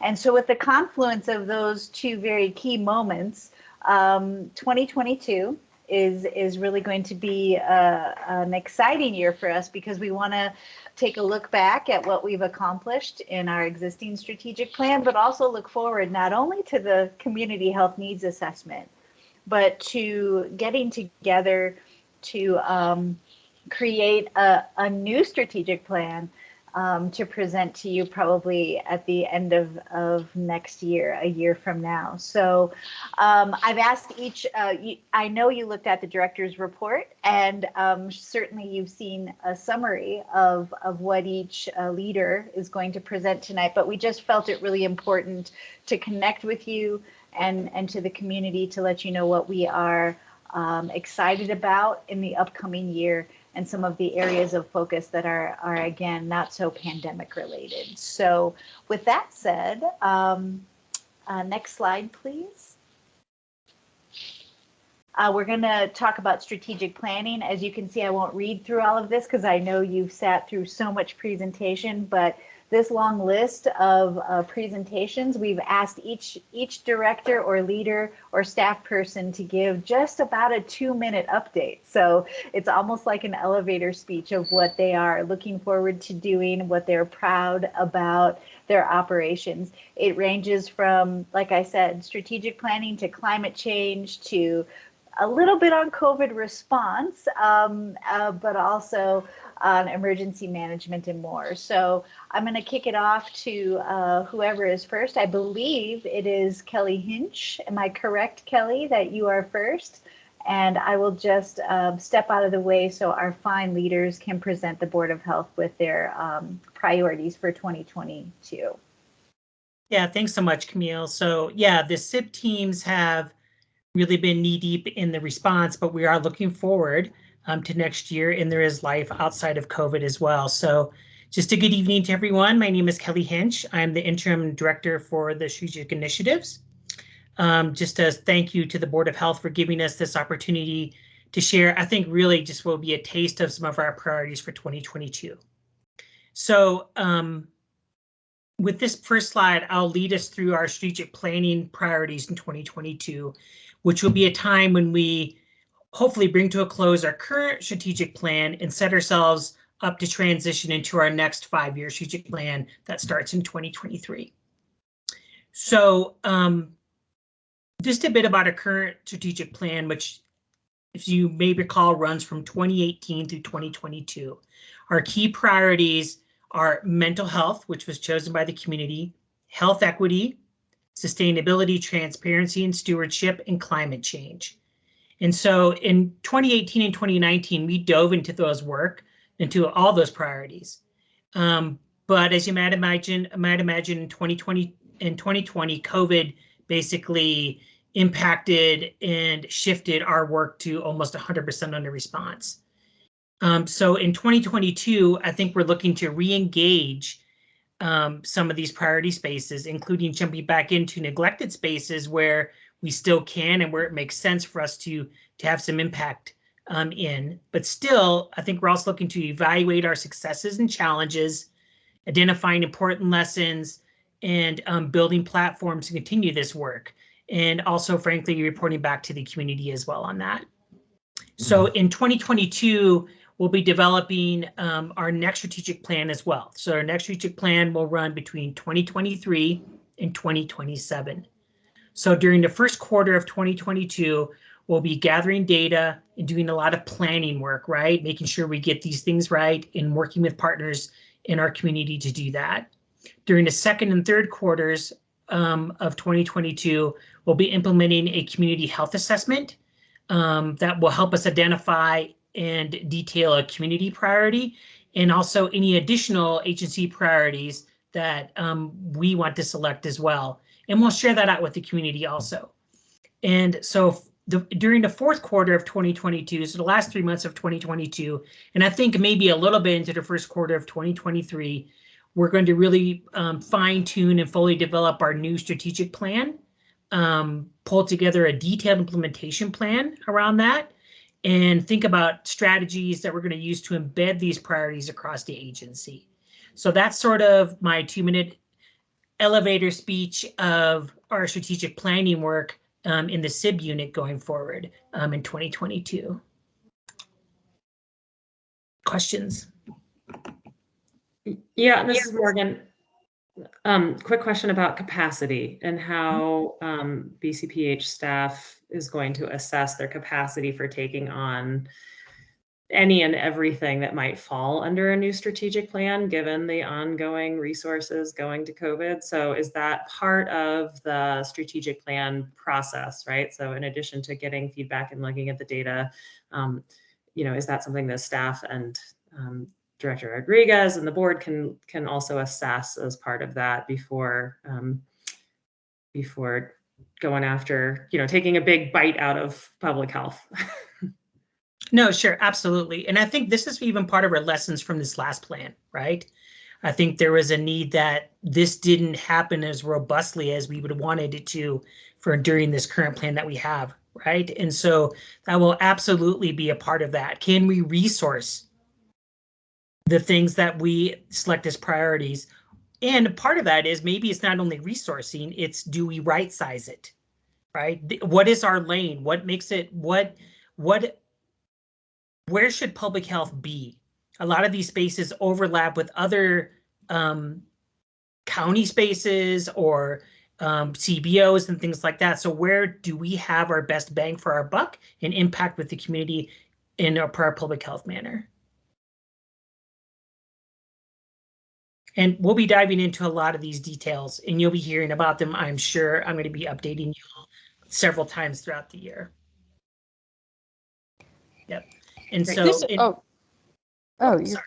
sorry, you're going to the mental and behavioral health. I just had a quick question. I was talking about staying in your lane and finding things with the new state initiatives and the new mental health commissioner position. Do you see the strategic plan changing based on that for the county, like to give more state priority? It may. So I think one of the processes we're trying to do now is to decide what are some of the community priorities. We understand that mental behavior health, which I'm going to jump into the next slide on, is going to continue to be a priority for public health. And whether it's chosen as the public health improvement process priority by the community or we choose it ourselves, it's going to continue to be the priority. And as my colleague Marcy just dinged me on here to let me know, we do an assessment about internal assessment on capacity as well. So, we have staff who've run through this. I haven't. I came on right after our last plan was made, but I know we have really good staff who have done this work before, so we're bringing that to the table. But we'll certainly take into consideration what are the priorities, not only by the state, but frankly by the county. And be able to mix those with what the community is saying as well. Thank you. You're welcome. Okay, so I think I got the next one as well. So the next one is our next slide. Basically, well, I'll try to walk us through for the next 2 minutes or so our expected work in mental and behavioral health in 2022. So as you just recall from the previous slide, mental health was our priority in our current strategic plan. And again, this was selected by the community. That was our community selected priority. But we also used data to drive the decisions and how we developed our mental health program going forward. So even pre-COVID, there were significant unmet mental health needs and disparities in Boulder County. So together with community partners, we focused not all, but a lot of our work in mental health work with youth in the Latinx community. So as I said earlier, COVID disrupted our mental health work plans and our goals. But what we found was that during COVID, the same disparities in unmet mental health needs were clearly amplified. And we could see the community impact and frankly, staff impact, because part of our mental health work focused on internal mental health as well. So we collected data through like emergency department surveillance work, our work with partners, our work with the community, and a lot of work on gathering internal data from our internal spaces, right? From our programs and our agency. And this led us to identify and elevate mental and behavioral health as a priority for our long-term recovery work within the COVID space as well. So currently, we are building it's going to be a really robust mental and behavioral health strategic plan, which we hope will build on all the current mental and behavioral health efforts that we're due now, which is significant, right? We're not starting from scratch. This is not something, that we're, hey, let's do this. This is something we've been doing for quite a while and been doing very well. But how do we build on those? And we want to identify opportunities to expand or maybe pivot. How do we pivot to a space where maybe we thought we were supposed to be in or could do well in, but there may be somebody else that does it better, or a space that we need to be in. We're going to try to identify resource needs. I mean, this is one of the questions y'all had.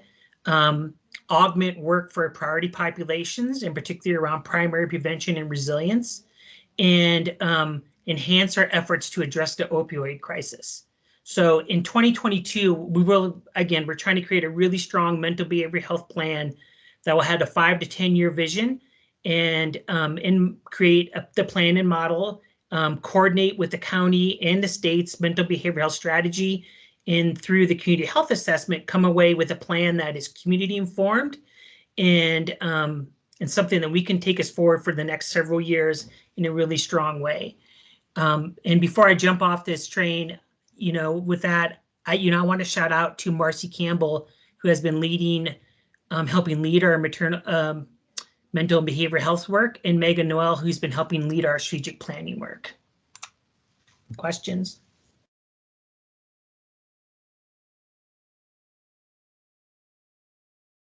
That's a good thing or not, but there's no questions for now, so it's all good. Thank you. Thank you, Kelly.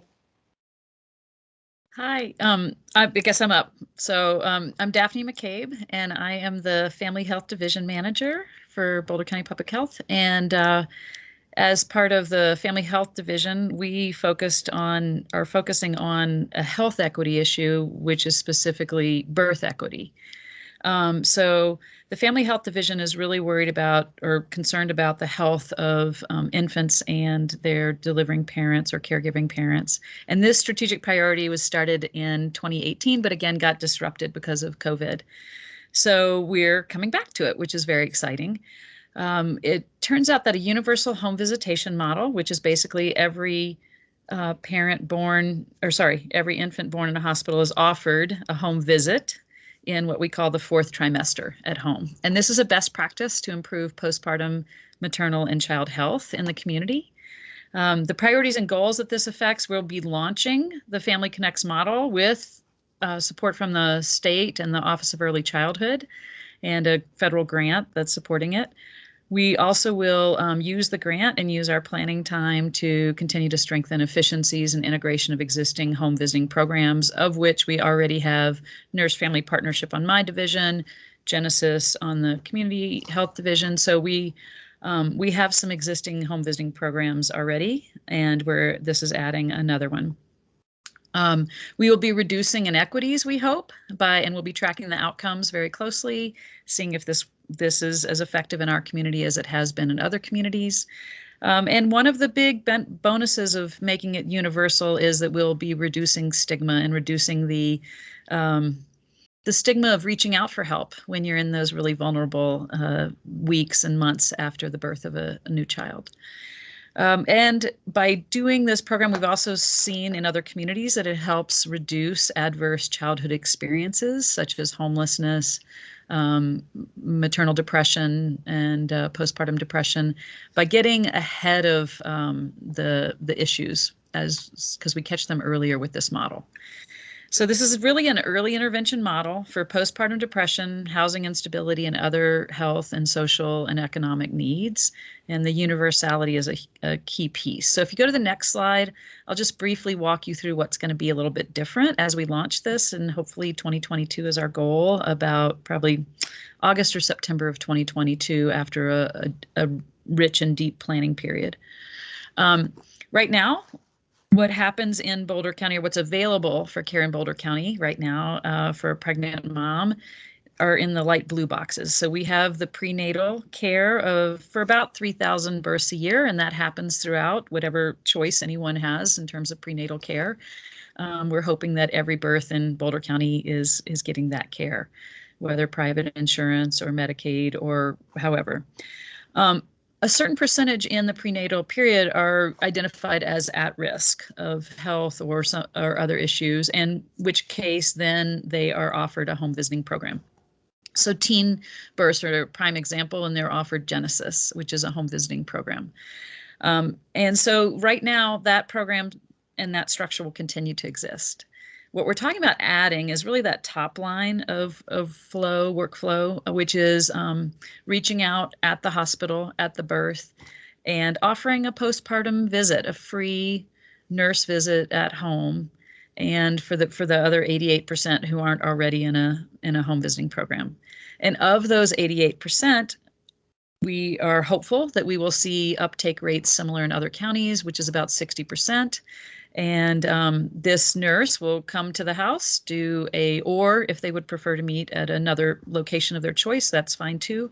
And the nurse will run through the health of the baby, the health of the mom, and a brief screener, and really just have a warm reach out of, hey, how are you doing? Are you okay? Do you need any support? And if they say, you know what, I'm okay right now, then the wild check will go through, and they'll still be left with a lot of information that says, hey, if this changes, if you need any help, here's resources in our community that are available. So that's the very top line. If they say, yep, you know what, I really am struggling with X, or X, then if they need help, that's when the nurse will be trained in how to connect folks with the appropriate resources and referrals. And the goal of all of this is to help families to either navigate in the moment or learn that they can navigate for childcare options and infant care included, food or WIC, women, infants, children, housing, mental health, substance use treatments, child development questions, the ages and stages questionnaire that'll be administered. So the goal really is to help the parent feel really empowered to have their best possible chance and their best possible life and their infant's best possible set of resources. So all of these paths, whichever path a family is on, all lead to a universal goal of 100% of healthy children in our community with reduced adverse childhood experiences. So our goal is to stamp out stigma and help families reach out for help. And that concludes my portion. Any questions about the Universal Home Visitation Initiative?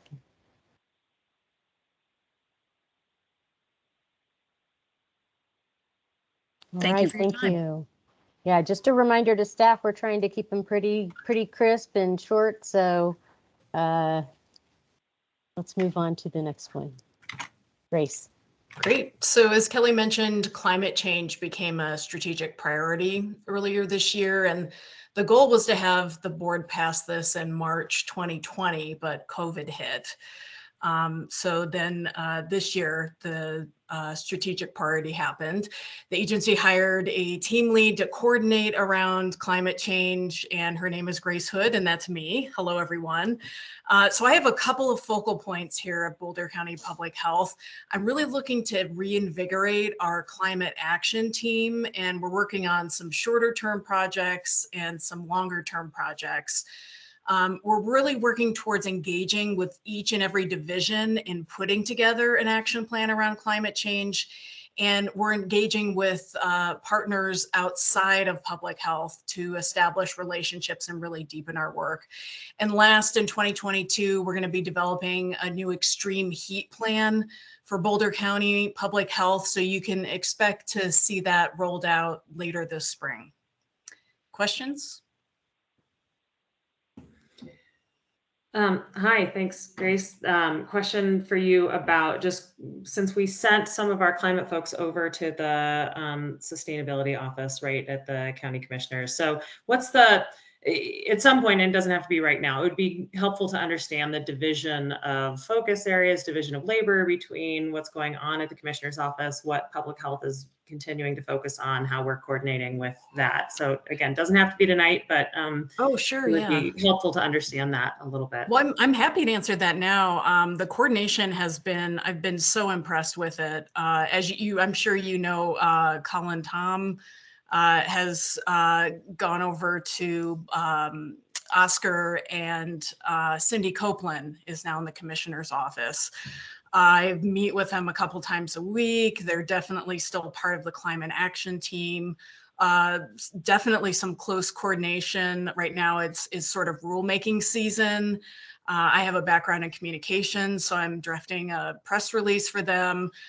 Colin this morning said, make sure you emphasize public health, related to some of the potential rules that are going to be passed related to oil and gas. So I think it's just actually, if anything, almost, it's always difficult to lose close colleagues in a department, but in a way they've kind of gone out and spread their thinking about public health within the county. So it's been, I think they've become our biggest allies and assets. Great. And I guess at this point too, I would just offer that if there are ways that the board can help in, communicating the connections between health and climate change, either in rulemaking or otherwise, I think that would be a great ask of the board. Absolutely. We will, I have already made a mental note, and you will be hearing from me and the climate action team. Thank you. Great, thanks. And hey, Grace, this is Lindy. I just wanted to second Morgan's comments on this issue. It's one that I think is very important and connected to public health, and I know we all understand that. So to the extent that the board can be involved, and I know you'll be reporting out, but understanding better what our plans are and what the space is for us to appropriately participate, I think that would be great. Absolutely. I might have to get back to you on that piece, but I'm still kind of learning the role of the Board of Health, but I'd be happy to get back to you. Thank you. Great, thank you.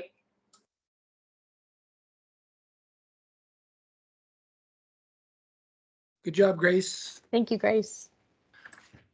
My name is Joe Malinowski. I serve as the Environmental Health Division Manager here at Boulder County Public Health, and I'm here just to spend a couple minutes, not necessarily talk about priorities, but how we go about public health setting our policy agenda and some of the internal and external partners that we work with in that endeavor. So just some of our internal partners, the Board of County Commissioners Office legislative team is who we probably most interact with. That's Mark Resident and Summer Laws. They help us during the session, even before the session, to really follow and advocate and even develop policy. We're also working with that team right now, as most of you know, that we come to the Board of Health and every year to ask you to pass an agenda, a policy agenda, and that agenda is the 2022 Boulder County policy agenda, where they gather all the policy agendas and just ideas, broad subjects from all the agencies across the public health and the county, and public health contributes to that as well. And it's really just broad public health initiatives that we're really trying to focus on during the session. And it's really broad, probably includes everything that we do in public health. And we do come to you and ask we share that document with you, and then we eventually ask you to adopt it. We are coming to the Board of Health in February to ask you to look at that document and adopt it. We also work the Health and Human Services Policy Committee, also led by the legislative team. And we meet monthly. And again, it's just to really look at, talk to each other about policy we may be following, maybe some internal intel that we know from working with our individual groups, and it just provide input on bills that are coming out. And then it also helps us if there's an opportunity to advocate. Perhaps there's folks on that team that may want to go and testify when it's appropriate. But it helps us really just to stay focused on legislation because it moves so fast and just a lot of work to do there. It's really a good committee to help us stay in touch with that. Again, the session starts January 12th, so it's just around the corner, so less than a month away. But external partners that we work with, some of those are the CALFO, the Colorado Association of Local Public Health Officials. That's probably the entity we most work with externally. Lane Drager with Public Health is the co-chair of that, and also Heather Crate is also a member of that legislative committee. We also work with the Colorado Human Service Directors Association. We also work with the County Commissioners Acting Together, CCAT, and then also the Colorado Communities for Climate Action, which focuses mostly on some of the things we can do around addressing climate change. I also included our list of delegates. Some of you recognize we have some new ones as well. But again, we'll be coming to you in February with that agenda and hopefully answer some more questions you may have about the session and also ask you to adopt that. Happy to take any questions.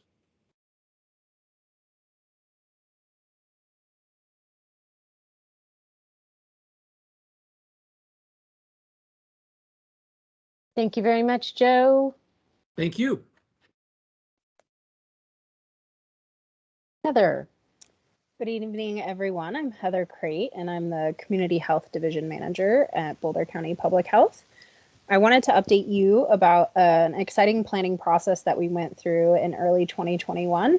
The Community Health Division worked with our Community Mental Health Initiative, our Healthy Eating Active Living, and our Youth Advisors teams to create a 3-year vision to ensure that all Boulder County youth have what they need to be mentally and physically healthy. So we spent a series of weeks and months talking about this, going through it, and what we decided is that in order to achieve this vision over the next 3 years, we're going to prioritize power sharing with our community, work to dismantle systems of oppression, pursue sustainable and flexible funding, and reconnect and re-envision internal structures and systems. And so this is really a direction that we've set for our division. Next slide, please. And I just wanted to give some exciting updates of the direction that some of our programs are headed in as we move forward with our work outside of the world of COVID.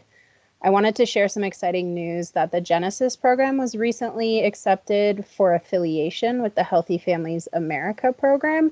And as an affiliate, they're given evidence-based status through an 18-month process to become accredited, which is really exciting in the universal home visitation programming. They've also been active members in our work with family health around home visitation. Our Generations program that was formerly Genesister is really working hard to shift into the field of reproductive justice, empowering youth leaders to advocate for themselves and their communities. And our Oasis program that serves LGBTQIA+ youth are really working hard this year to diversify the youth we serve in the program, particularly our queer and trans youth of color, and making some really specific efforts and outreach and connections, in particular with our Longmont Youth Center. Our community substance abuse prevention program, you may have seen, launched a new project called To the Root, or A la Raise, and this is utilizing best practices and community-led planning to make sure that we're centering the voices of Boulder County LGBTQ and Latinx communities as we create substance use prevention systems. And last but not least, our Tobacco Education and Prevention Partnership is launching a really exciting peer-to-peer program that will support youth ages 12 to 21 who want to quit nicotine. This is the first of its type of programs in the state of Colorado. And once we get it up and running, the state is already talking about how to duplicate those efforts across the area. So I just wanted to share some of those exciting projects coming out of our division over the next year. Any questions?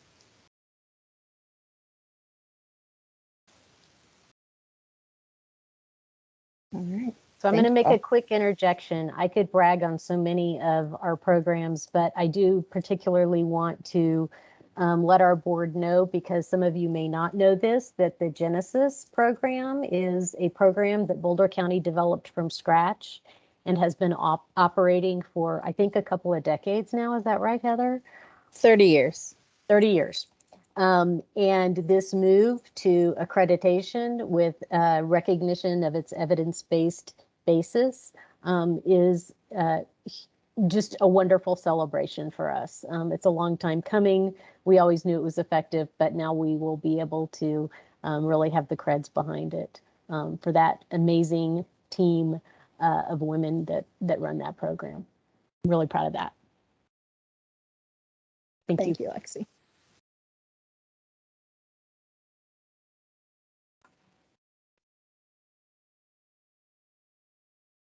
All right, Indira. Hi, everyone. We've had a lot of COVID updates, so I just want to briefly share with you that over this next year, we're going to keep continuing to focus on reducing disparities due to COVID and focus on our priority populations, which are really defined as people who have been harmed by historical policies such as structural racism and discrimination, and really try to address those disproportionately impacted community members. So some of this was shared already, but we're going to be adjusting the testing roadmap to include community testing, the testing at home, and return to learn testing, particularly for early childhood and K through 12. So you got a taste of that today. We're also going to be continuing to collaborate with community organizations and also our sister agencies in the county to support priority populations and emerging issues. So these include things like the low-wage worker fund, just making sure that people have access to monoclonal antibodies and having a strong referral system.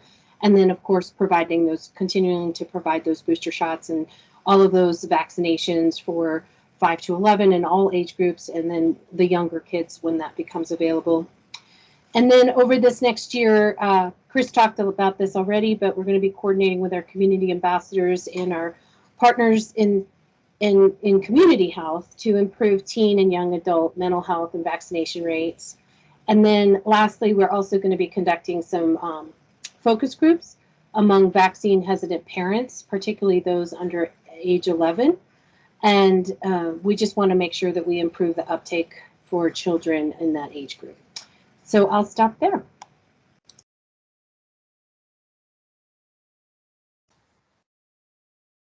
Okay, I'll go ahead and jump in once again. Good evening again. Again, Chris Campbell, Emergency Management Coordinator with Boulder County Public Health. So just wanted to provide a real brief update on a big initiative for our emergency management team. And, since our core response teams, you've clearly been focused on the pandemic response, and we've seen some staff turnover in some key areas that had a lot of institutional knowledge in public health response. We're really focused on creating a really robust exercise and training plan. As you may know, we respond in a lot of areas. We bring a lot of capacity as a public health agency. We're funded for this and have a lot of skill sets and partnerships to help us with this. So we respond to things such as natural disasters, large-scale hazardous materials incidents, mass casualty and mass fatality incidents, smaller outbreaks that you've heard about. We've had meningococcal disease responses in the past, hepatitis A outbreaks, and bioagent releases or bioterrorism. So these are things that we're dedicated to support our community with. So really, we're really creating and managing and implementing this agency-wide training and exercise plan, and really focused on bringing that level of understanding of our response plans for our agency, and ensuring everyone has a real clear understanding of their roles in these various response scenarios. And also, we've done a lot of after-action review work. So we're going to be integrating those lessons learned from our COVID response into these other responses in the future. So really excited about that for the agency. It's crucial as we move into 2022. We've already had a reset meeting with our core response team. And again, we have a small emergency management team. So one time we were a team of 1, we're now a team of 5. And we rely on our agency and our core staff to come and help out with the responses as they've done in this 2-year-long COVID response. We'll continue with basic incident command trainings so the staff have a real good understanding of how we structure our response, how we work effectively with partners, and our leadership.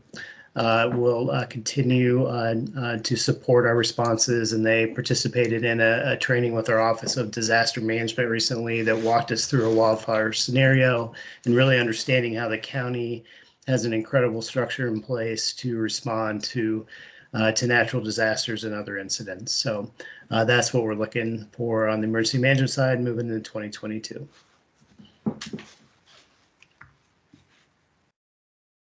Any questions? Thank you. Thank you, Chris. So there are a number of areas where we'll be focused on strengthening our agency internally also. We are looking at refreshing our internal BCPH policies and administrative processes, looking for efficiencies, greater alignment with county policies to streamline, really applying an equity lens on policies to make sure that we are living up to our own values. We will continue to focus on staff mental health and reducing burnout. This is an investment that we have been making consistently over the past year at BCPH, and it has not only proved critical to supporting our staff, but it has been held up as a model practice by other local public health agencies who have adopted our practices and our staff support mechanisms. We will be undertaking a lot of investment in our staff through professional development, as well as engaging a compensation study. I think a lot of you know that public health staff have resigned at alarming rates over the past year. At the same time, we have inflation issues all over the country. And so we feel like a compensation study would be a really important step to making sure that we are valuing our staff and compensating them appropriately as we move into the next phase of our work in the county. We will be refreshing the work of the Health Equity Coordinating Committee. Many of you may know that we are currently working to build a recruitment process for the next Health Equity Coordinator. And as part of that, we also want to be clear about what our goals in relation to health equity are in the role of Health Equity Coordinating Committee, particularly in both supporting our staff to be able to internalize health equity and racial equity values, and also to be able to translate those values into programmatic action and community action in effective ways. We have one of the lessons that we learned in COVID is the payoff of even greater engagement and investment in community engagement. This is something that Boulder County Public Health has long held as an agency value, and we see some additional ways that we can go deep in community engagement as well as in policy work. So these are some of the organizational development priorities for the next year that we'll be working on. Lexi, this is Lindy and Chris. Just to go back quickly to the emergency management focus, how do you judge true readiness? Maybe that's kind of a hard question to answer in a short amount of time, but I'm just curious to know, we're putting things into place, but how do we truly know that we're ready? I appreciate that question, and I think just knowing the relationship we have with our offices of emergency management and that broader emergency response structure, we're definitely prepared. So we saw a wildfire in the county during this COVID response that unfortunately destroyed homes. We saw a mass casualty incident. We have a really strong and effective emergency really disaster response structure in our county. We've unfortunately seen a lot of natural, a lot of disasters in the county. So I'd say we're really, I think, pretty prepared to make that shift. There's a lot of lessons learned that will be coming to you to really integrate into an updated emergency operations plan. It's not quite time to go into that because we're still in the midst of a very strong or very active COVID response. But I think we've learned to leverage partnerships and work with our offices of emergency management or disaster management in the county to know we're prepared. And I see Indira maybe has some things to add there. Yeah, I think that And one thing that Chris and the emergency management team have done really well is to identify who needs to have training and what training do they need. So we have an incident management team that we identify, then Chris and his team identify, and all of them have to go through mandatory training. And then he also conducts an MDAG. I don't even remember what it stands for, but it's a disaster kind of preparedness meeting that's held kind of, what is it, quarterly, Chris? It's held quarterly. And so then it just goes through what incidents we've had. And I think the biggest thing also to determine readiness is your after action review. So we conduct hot washes, after action reviews for big incidents. But we're very coordinated with the county's Office of Disaster Management, and they help with providing trainings. And but you're right, we just always want to make sure that we have built staff capacity and bench strength, because we could be handling COVID, and as Chris mentioned, we could be handling a fire, and we could be handling something else. And so we have really strong relationships with our other divisions, in particular environmental health. They will step in and they're well trained as well. And so I feel good about it, but with all the new staff, we felt like it was a good opportunity to share about really kind of relaunching this work to make sure everybody is at capacity to be able to handle any situation. That's super helpful. Thanks so much. And such a good reminder about how many things just happened that you were responding to. So thanks for that. And Lexi, I just wanted to say on the slide in front of us, I'm so impressed with this list. I think this is such a fantastic focus on the staff, burnout, compensation, the things that you really want to do to strengthen the organization. So thank you for walking through this as well. Really appreciate all of that. Yeah, and I would echo that also, and you know, just the importance of the internal focus because of how much has happened with staff in the last year plus 2 years.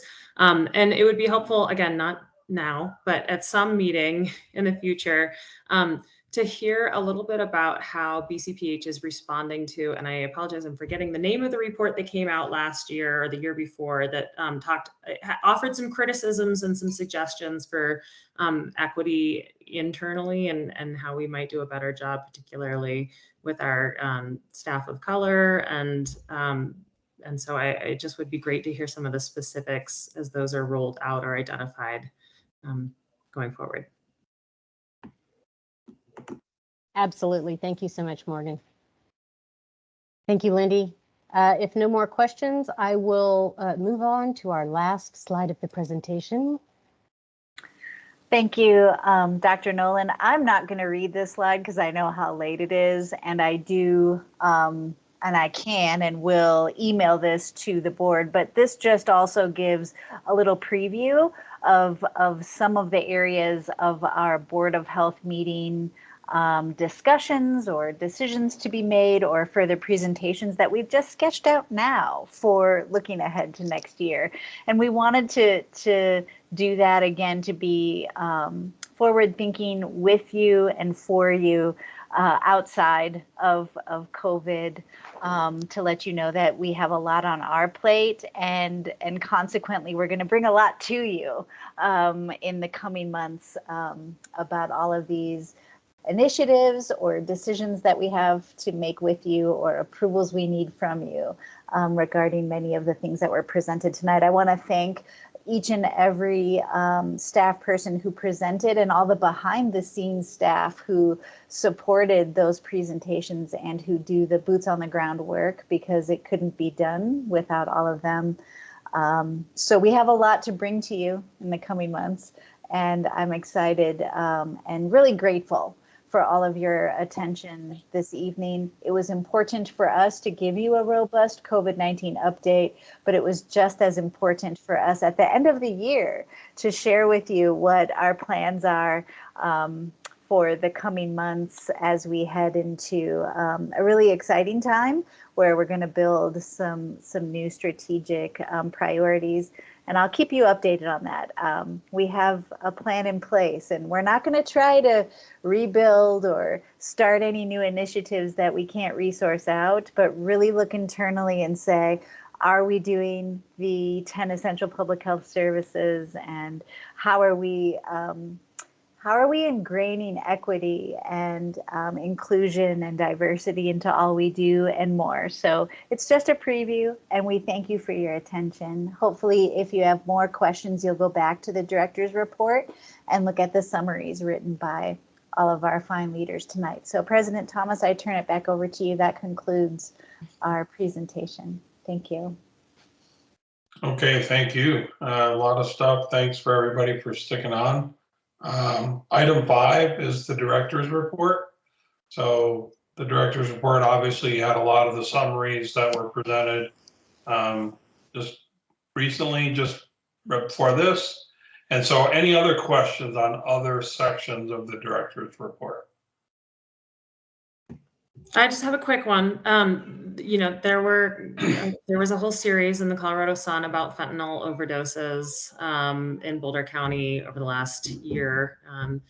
And I know that, you know, there was some coverage of BCPH trying to get the word out. And I know that we have an amazing opioid coordination team, right, working with lots of folks across the community, but just wondering how we can even more amplify the messaging to young people in particular in the community who might be at risk at taking bad drugs. So just wondering if there's any sort of comment there, because it was certainly, they were hard articles to read.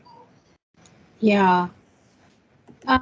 Thank you, Morgan. So the harm reduction program lives within communicable disease and emergency management. And a few years ago, we were able to build with Chris's leadership, we were able to build an emergency response plan that was specific to tainted drugs in the community. And some of the hardest parts for us is that we often don't get the data from the coroner's office.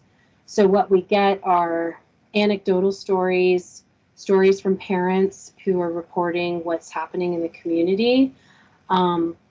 And we used to have the substance use advisory group, which came out of the harm reduction program. And with the pandemic, we had to move it over to community services just because we just couldn't handle that much work right now. So it was moved over to community services, but it's still in existence. It's one of the biggest groups, community engagement groups that has going. We feel it's really important to partner whenever we hear about tainted drugs. We have a really strong relationship with all of our law enforcement partners, including the county's drug task force. And they actually were the ones who reached out and said, we got to sound the alarm. And so we said, okay, and we stopped what we were doing and put out our public, information. Outside of public information, we do know that some of the school districts do carry naloxone, which is good. And then the university does a really good job of carrying naloxone also at the Wurtemberg Health Center. So any student can access naloxone there. But yeah, I think with this opioid litigation coming, with that money coming, I think it's an opportunity. And with the challenges we face ahead, particularly with fentanyl, I think we need to probably build that into what Kelly was talking about, that larger mental health and behavioral health strategic plan, and to really kind of figure out what do we need to resource. It's hard from a public health standpoint because we're looking at data, say, from hospitalizations or from emergency chief complaint data, but the coroner data is really delayed because they don't want to confirm yet until they run the toxicology reports, which take a while. And so it's kind of a challenging space to be in, but it's a very scary time, particularly with the amount of fentanyl that is being pressed into, to drugs that, young people are using and thinking that their drugs are okay. We are exploring opportunities to look at, drug testing and what does law enforcement think about that. And so we have some conversations going, and Georgia is really our lead in harm reduction, so she probably has a lot more to add. But we are concerned. We're very concerned. If I may add as well, I know our communications team is working on a robust social media campaign relative to this issue. And also in the coming days, you'll see a press release from Public Health so that we can show our public health leadership in getting the message out about this danger. So thank you for that opportunity. Oh, this is Brooke. I had a similar question because I noticed that you did include in the director's report this time around the number of fentanyl test strips that have been distributed. I was just curious if any of those are requested by clients, or in general, are those distributed to other organizations? It's usually distributed as part of the Works program and syringe access programming. And if anyone wants them, we give them to them. The problem with the fentanyl test strips is that you can test one part of your drug and it may not have fentanyl, and then other parts of your drugs might. So we don't totally love the dependency on fentanyl test strips when we don't know how completely accurate. That's why I think, looking at drug testing overall, but we don't want to just roll that out as public health. That would need to be in partnership with our law enforcement partners, because they're really important to this. We have to have kind of a community-based approach. It can't be just like public health is doing this. It has to be kind of a larger community approach and buy-in from the community that this is a problem. And so I'm hoping, as Director Rodriguez, mentioned, hopefully we're just keeping to raise the awareness, particularly for parents and young people, that this is a challenge. I think is going to be super important, and we can't really stop the messaging. Got it. But the test strips are being requested. Okay, thank you.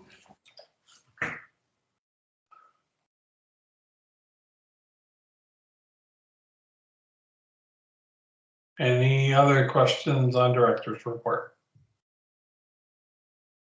All right, item 6. Item 6, old and new business. Anything to announce from any of the board members? No, but I did mean to say this earlier. Thank you to all the staff who did presentations tonight. Thank you so much for your prep work and for doing the presentation. It's really interesting and helpful. And if we didn't ask questions, it's not because we're not engaged and really interested in the work you're doing, just that there's so much to take in. So thank you for all the time that you put into the prep work on that and the ongoing work. Yeah, I would echo that and say that it's been quite the year, quite that year and a half actually. But this year was just every board meeting was just full agenda. Probably the longest board meetings we've had, and rightly so, considering the pandemic. And so thanks to all the board members for their time as well, and your attendance. I mean, we did a great job this year. And I hope and pray that 2022 we get to implement a lot of these strategic priorities. But I also, we need to be vigilant and stay safe. So I hope you all have a very happy holiday season, and we'll look forward to seeing you hopefully sometime again in person in 2022. Meeting adjourned. Happy holidays, everyone. Happy holidays, Thank guys. you. Thank you. Bye. Thank you.